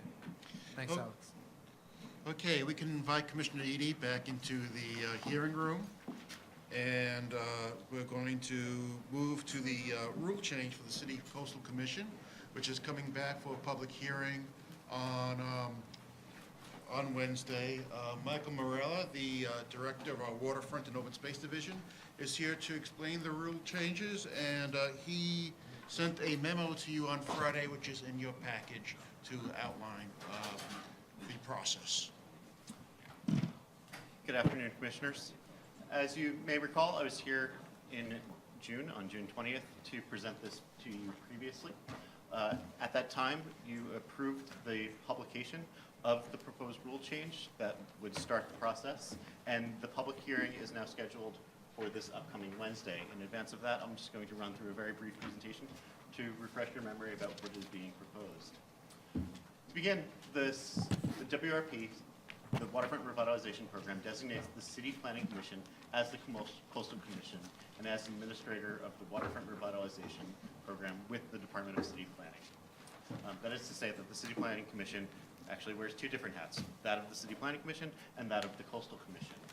Pursuant to the rules of the City of New York, Title 62, Chapter 4, sets forth the City Coastal Commission and the Department procedures for review of local, state, and federal actions with respect to consistency of such actions and with the WRP policies before a final determination on an action can be made. And so we are proposing a set of proposed rules, changes to the rules to accomplish the four following goals. Make the rules consistent with the state procedures in terms of which local discretionary actions it applies to, clarifying and streamlining the thresholds for when the department will refer state and federal actions to the Coastal Commission for review, reestablishing and clarifying the role of the department and the City Coastal Commission in local projects subject to seeker but are not subject to the City Planning Commission approval otherwise, and remove outdated references and other provisions regarding the internal or interagency procedures which do not need to be embedded within the rules itself. So let me elaborate on this just momentarily. To make the rules consistent with state procedures in terms of which local discretionary actions it applies to, we are clarifying that only discretionary actions classified as type 1 or unlisted actions under seeker require WRP. That is to make this rule consistent with state practices for consistency review. And this will result in fewer projects being subject to WRP review. That is to say that any actions classified as type 2 under seeker will not require WRP review. And to refresh the Commission's memory, type 2 actions are those actions that are categorically determined to not have significant adverse environmental impacts. And therefore, those projects are also being, we believe, will not have an adverse impact on the resources of the coast or the waterfront. And so therefore, we want to make these two align more directly. Item 2, clarifying which state and federal actions the department will refer to the City Coastal Commission for review. The current rule requires that the department refer state and federal actions to the Coastal Commission that exceed one or more of the following thresholds. That the actions require the balancing of several different policies, actions are significantly inconsistent with waterfront policies, the actions that require a federal or state environmental impact statement, or actions that require policy interpretations. In order to make this just easier to administer, we want to combine these four thresholds into one. And under the proposed rule, the department would refer state or federal actions to the Coastal Commission for review when the department finds that that the actions may substantially hinder one or more policies of the WRP. That term, substantial hindrance, is a term of art that's used within the WRP as well as at the state and federal levels as well. This threshold would also be applied for local projects that do not otherwise come before the Commission for approval. Explaining the substantial hindrance a bit further, the WRP provides that if an action will substantially hinder the achievement of one or more of the policies or purposes of the WRP, the Coastal Commission may make the following 4 findings, which, if met, will result in a determination of consistency. That no reasonable alternatives exist which would permit the action to be taken in a manner which would not substantially hinder the achievement of such policy. The action will minimize all adverse effects on such policies to the maximum extent practicable. That the action will advance one or more of the coastal policies, and that the action will result in overriding local public benefit. For local actions, the Coastal Commission must concur with the seeker local agency findings. For state and federal actions, the Coastal Commission shall provide an advisory determination to New York State Department of State as to whether the 4 findings are met. Now for number 3, reestablishing and clarifying the role of the department and the Coastal Commission in local projects subject to seeker, but not subject to Commission approval. Clarify that all local actions that require WRP consistency must be provided to the department for review, and that the department or the Coastal Commission must concur with the seeker lead agency findings. That the current rules are written when, the current rules were written when the department was lead agency with DEP on all local seeker actions. At that time, the Commission and the department reviewed all local actions for consistency with the WRP, including those actions that did not require ULURP or other CPC involvement. However, after the seeker rules were changed in 1991, establishing the seeker lead agency framework, the WRP rules were not changed, leading to some confusion. However, since 1991, by practice, most agencies already submit their projects to the department for WRP consistency review. The proposed rules would just codify that practice and reassert the department's role in that review. And then finally, item number 4 would remove reference to the Board of Estimate and remove other outdated references and procedures.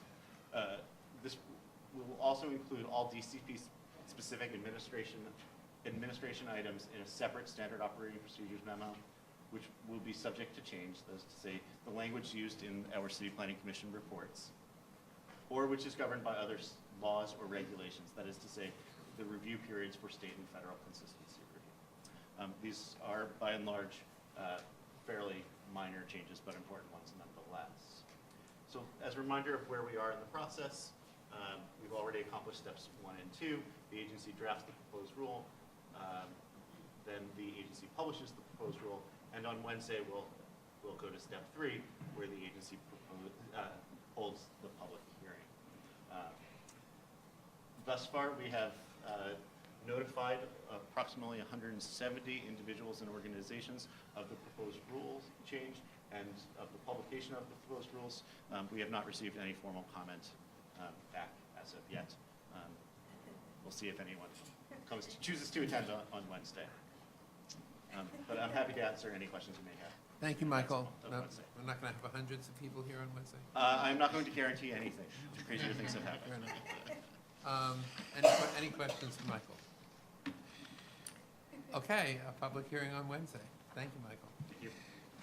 Okay, we're moving to Staten Island, to an item which was added to the review session agenda, and a separate review package was sent to you on Friday for the Kinder Morgan solar array, which is a couple of authorizations to remove trees and modify topography on a 15.4 acre site to facilitate an array of 8,400 solar panels. Alina Farisha for the Staten Island office is here to present the application. Hello. So this is the Kinder Morgan solar array proposal. It's a private application, Staten Island requesting CPC authorizations for modification of topography pursuant to zoning resolution section 107-65 and an authorization for the removal of trees pursuant to section 107-64 within the Special South Richmond Development District. This proposal would facilitate a solar array system consisting of 8,400 solar modules in the Rossville neighborhood of Community District 3 in Staten Island. This proposal received funding from the New York State Energy Research and Development Authority. The subject zoning lot consists of Block 7247 Lot 1 and Block 7207 Lot 60 with a total of 243 acres of lot area. This zoning lot is within the M3-1 zoning district, and the surrounding area is comprised mostly of the M3-1, M2-1, and M1-1 zoning districts, comprised mostly of industrial and commercial uses.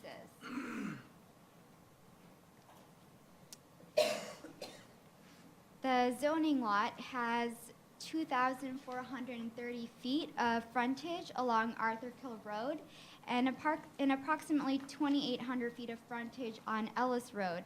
It is bounded by the Arthur Kill Waterway along the northern boundary. Currently, there are 38 gasoline tanks formerly used by ExxonMobil located on the site, which is now run by Kinder Morgan. The development site, if you see it, it's located in the southwestern portion of the property. Clay Pit Pond State Park is, which is a New York State Parks property, is located near the development site south of Arthur Kill Road. Arthur Kill Road is a major thoroughfare running north to south along the west shore of Staten Island, and the portion of this arterial which runs along the site has been identified for capital improvements within New York City DOT's Phase 3 plan for Arthur Kill Road, and has also been identified within the city's West Shore 2030 plan to preserve industrial uses in this area and to also improve Arthur Kill Road where possible. The built width of Arthur Kill Road is currently 41 feet and it lacks sidewalks, so Arthur Kill Road is not built out to its final mapped width. There are 3 bus stops within the vicinity of this site along Arthur Kill Road. The survey shows that the development site is 15.4 acres of the 243 acre zoning lot. It is currently heavily wooded and it slopes upward from Arthur Kill Road to the rear of the site to the Arthur Kill Waterway. And the grade change is approximately 38 feet. There are DEC freshwater wetlands flagged along the southern portion of the site. The applicant has received a letter of no jurisdiction from DEC. The site would use the 37-foot wide curb cut and the service road to access Arthur Kill Road.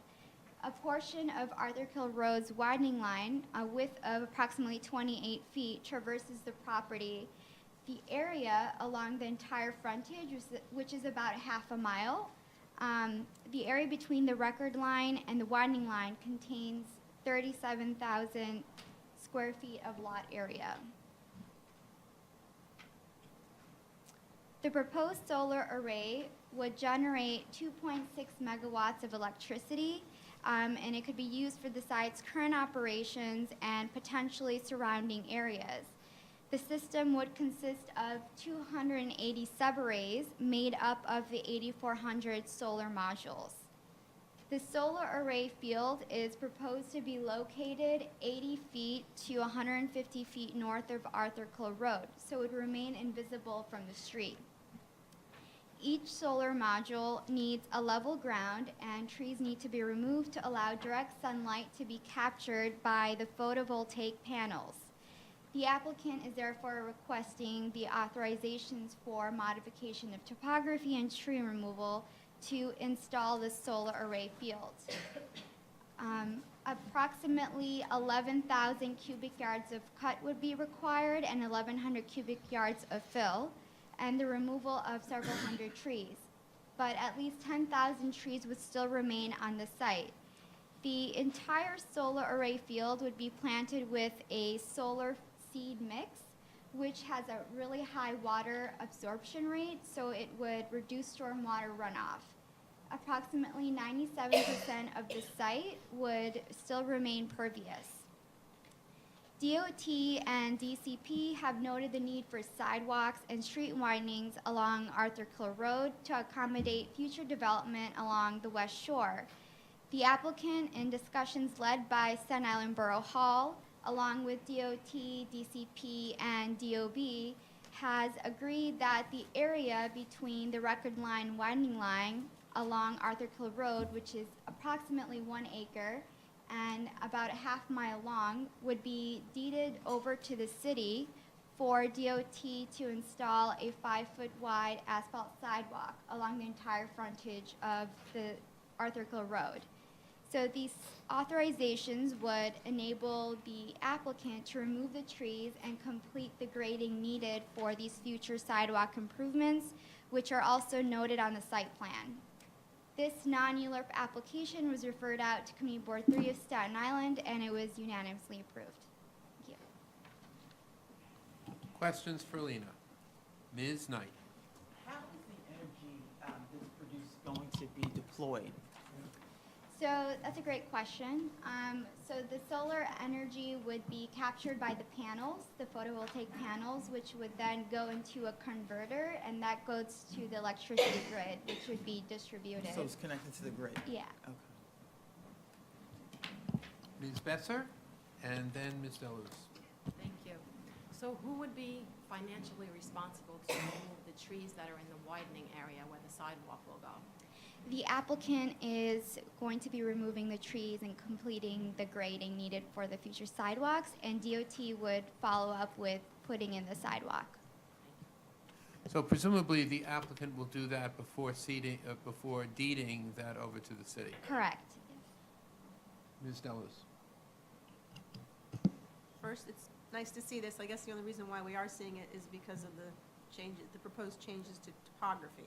Right. Otherwise, it's an as-of-right use in this area, right? I think it's as of right, but I mean. As a right use, they're simply requesting the authorization to remove the trees and the grading. And is there any, we're in South Richmond Special District. Right. okay. Yeah. And is there any requirement to replace these trees someplace else? There is no requirement. There is in South Richmond, there is a tree credit system, and since at least 10,000 trees would still remain on this site, they would be meeting tree credit requirements according to the South Richmond rules. Mr. Knuckles, and then Mr. Murray. So is solar, this entity, are they an alternative to Con Ed, or would they sell power to, how does that work, to Con Ed? I'm not sure what their relationship is with Con Ed, but Enter Solar, has done a lot of projects for solar energy across the city, and this is one of their projects. So Kinder Morgan has leased this portion of their property to Enter Solar to do this project. I see. Thank you. Mr. Marin. Alina, so we've got the answer to the question of how power is harnessed. What happens to the power after it's harnessed? Who uses it? Who benefits from it? How does that work? Those details are still being worked out. The applicant told us on Friday that potential uses for the energy for the community could go through community shared solar, could be used for local businesses and a school. Those are the options that they're looking at in addition to the current site operations. So my understanding is that from having worked on some solar projects in the past, that the solar array generates X number of megawatts. That energy is then converted back and put to the grid. The person who uses or who has the array can use as much of it as they want to, and then they either sell off to the utility or to other owners the balance of the power. So I guess my question is really trying to find out how that technical aspect of the power, harnessing of power, goes out to the community, and if in fact it's free to the community, or they're charging the community, or kind of a cent, or what? Okay. Well, I can definitely find out and get back to you. Okay, great. Thank you. Any other question, Ms. Besser? Sorry. I'm just curious, I mean, I know that this is coming before us for authorization of removal of trees and modification of topography, but if the applicant chose to construct buildings under these panels to make the best use of the land, I mean, could they do that, or are they held to, the plan that is before us? Well, we're approving the site plan for this purpose. So, if they change the proposal, they would need to come back to city planning. Mr. Reade? So just on that point, when you said if they change the plan, the topography and the removal of the trees, if they were able to do something else, another as-of-right use, would they still have to come back? If they didn't have any further changes to topography? If it was as of right and they weren't removing trees, Any other trees, I'm saying, right, if we approve this, right. and they had another as-of-right they wanted to, as-of-right use that they wanted to place here, without any additional changes to topography other than what's been approved, would they have to come back to us? I don't know. City Planning Commission is approving these authorizations for this particular use. For this use. Right, and so this site plan, which is being reviewed, will be going to DOB, where they can actually apply for the permits for this particular use. So if the use changed, they would have to come back. At least for modification.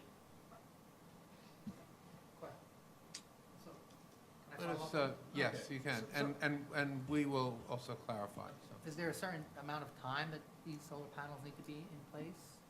Yeah, so actually the NYSERDA grant that they have, they're bound to do it by December 2016. No, and how long must they be in place for? Oh, I Can they see. take it off in 10 years, 5 years, 3 Okay. years, 20? We can check with the applicant, see time frame.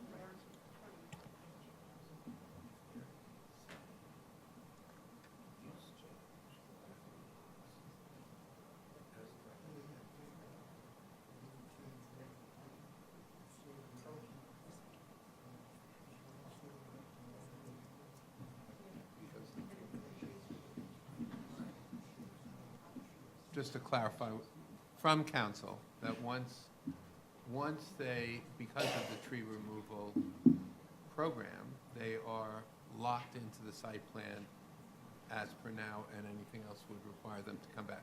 Is that right, Allison? That is right. Okay. Okay. Does that clarify it for everybody? Okay, thank you. Any other questions for Lena? We'll end. Thank you. Thank you. We're proposing to bring this to a vote on Wednesday.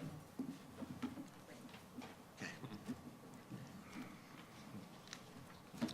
And speaking of votes, let's talk about the future votes coming back for July 27th. Staff has prepared favorable reports for the 1775 Grand Concourse text amendment, which is to allow indirectly illuminated signs on the Grand Concourse in the Bronx. 4530 Livingston Avenue, which are authorizations to allow the horizontal enlargement of a single-family house. We're also proposing a favorable report on the NYPD field office at 40 Reade Street in Lower Manhattan, as well as the State Supreme Court judge office for 230 Park Avenue. The Long Island City Business Improvement District is coming back for vote. We're 6668 Delmare Avenue, which are authorizations to allow 2 detached single-family homes and 1 accessory in-ground swimming pool in Staten Island. The Wood Duck Pond Blue Belt, removal of trees to improve the Blue Belt in Staten Island. The Jack Pond Blue Belt, which is a modification of topography and removal of trees to improve the Blue Belt in Staten Island. And we also have certifications to subdivide 1 zoning lot into 2 zoning lots regarding 4 properties in Staten Island, one at 65 Wilson Avenue, then 212 and 216 Nippon Avenue, Craig Avenue and Nashville Street, and at 7274 Harris Lane. On August 10th, we will be proposing favorable reports for 38th Street and 31st Avenue rezoning in Queens, which is to facilitate a 5-story residential building. The Barnett Avenue rezoning to establish 220 affordable housing units in Sunnyside. The Mitchell Linden Library, which is the acquisition of property for continued use as a library. The Rosedale Library, which is an acquisition for continued use of the library. The NYPD storage facility in Queens, which is to acquire property for the continued use of storage of salvage vehicles and vehicles for repair by the New York City Police Department. The One Court Square office space, which Debbie Carney presented to you roughly 2 hours ago. The Dumbo amended bid. La Centrale, which is in the Bronx, an application for 5 mixed-use buildings to create 831 affordable housing units and 160 supportive housing units, as well as commercial space and community facility space.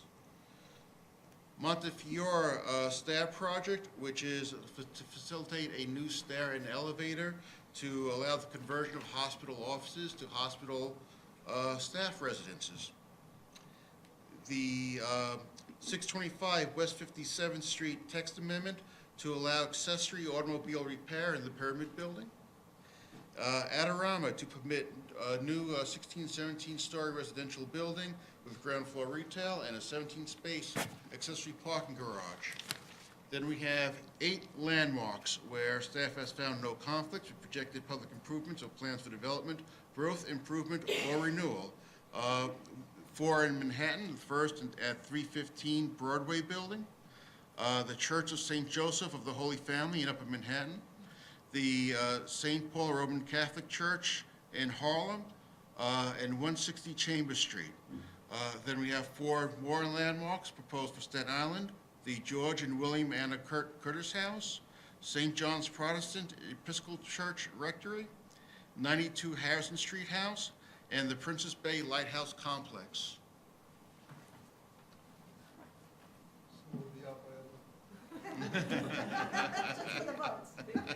Any questions about anything? Ms. Levin? Since you added about anything. We all received a letter from the Manhattan Borough President and Councilmember Chin about the deed restriction process.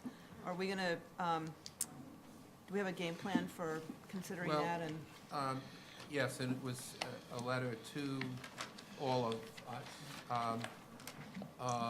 As you know, the mayor's come out with a very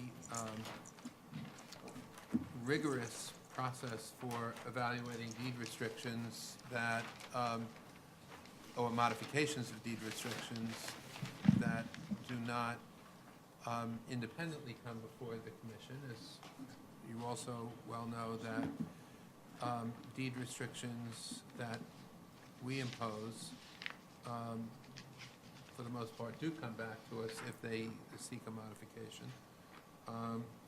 Still sort of analyzing the borough president and council members' request, and we will try to have a discussion or recommendation to you at our next meeting. okay, so we'll have agenda time for that. I actually spoke to Anita. I think she said she would be discussing it on Wednesday with us. I asked about the legality of the recommendation from the Right. borough president. I don't think we do it at the public hearing, but we probably do it at our. So maybe she review meant, maybe she session, meant the next meeting. Okay. August 3rd. So that's great. One thing I'd like to understand is, we all have dealt with a number of these requests to lift deed restrictions.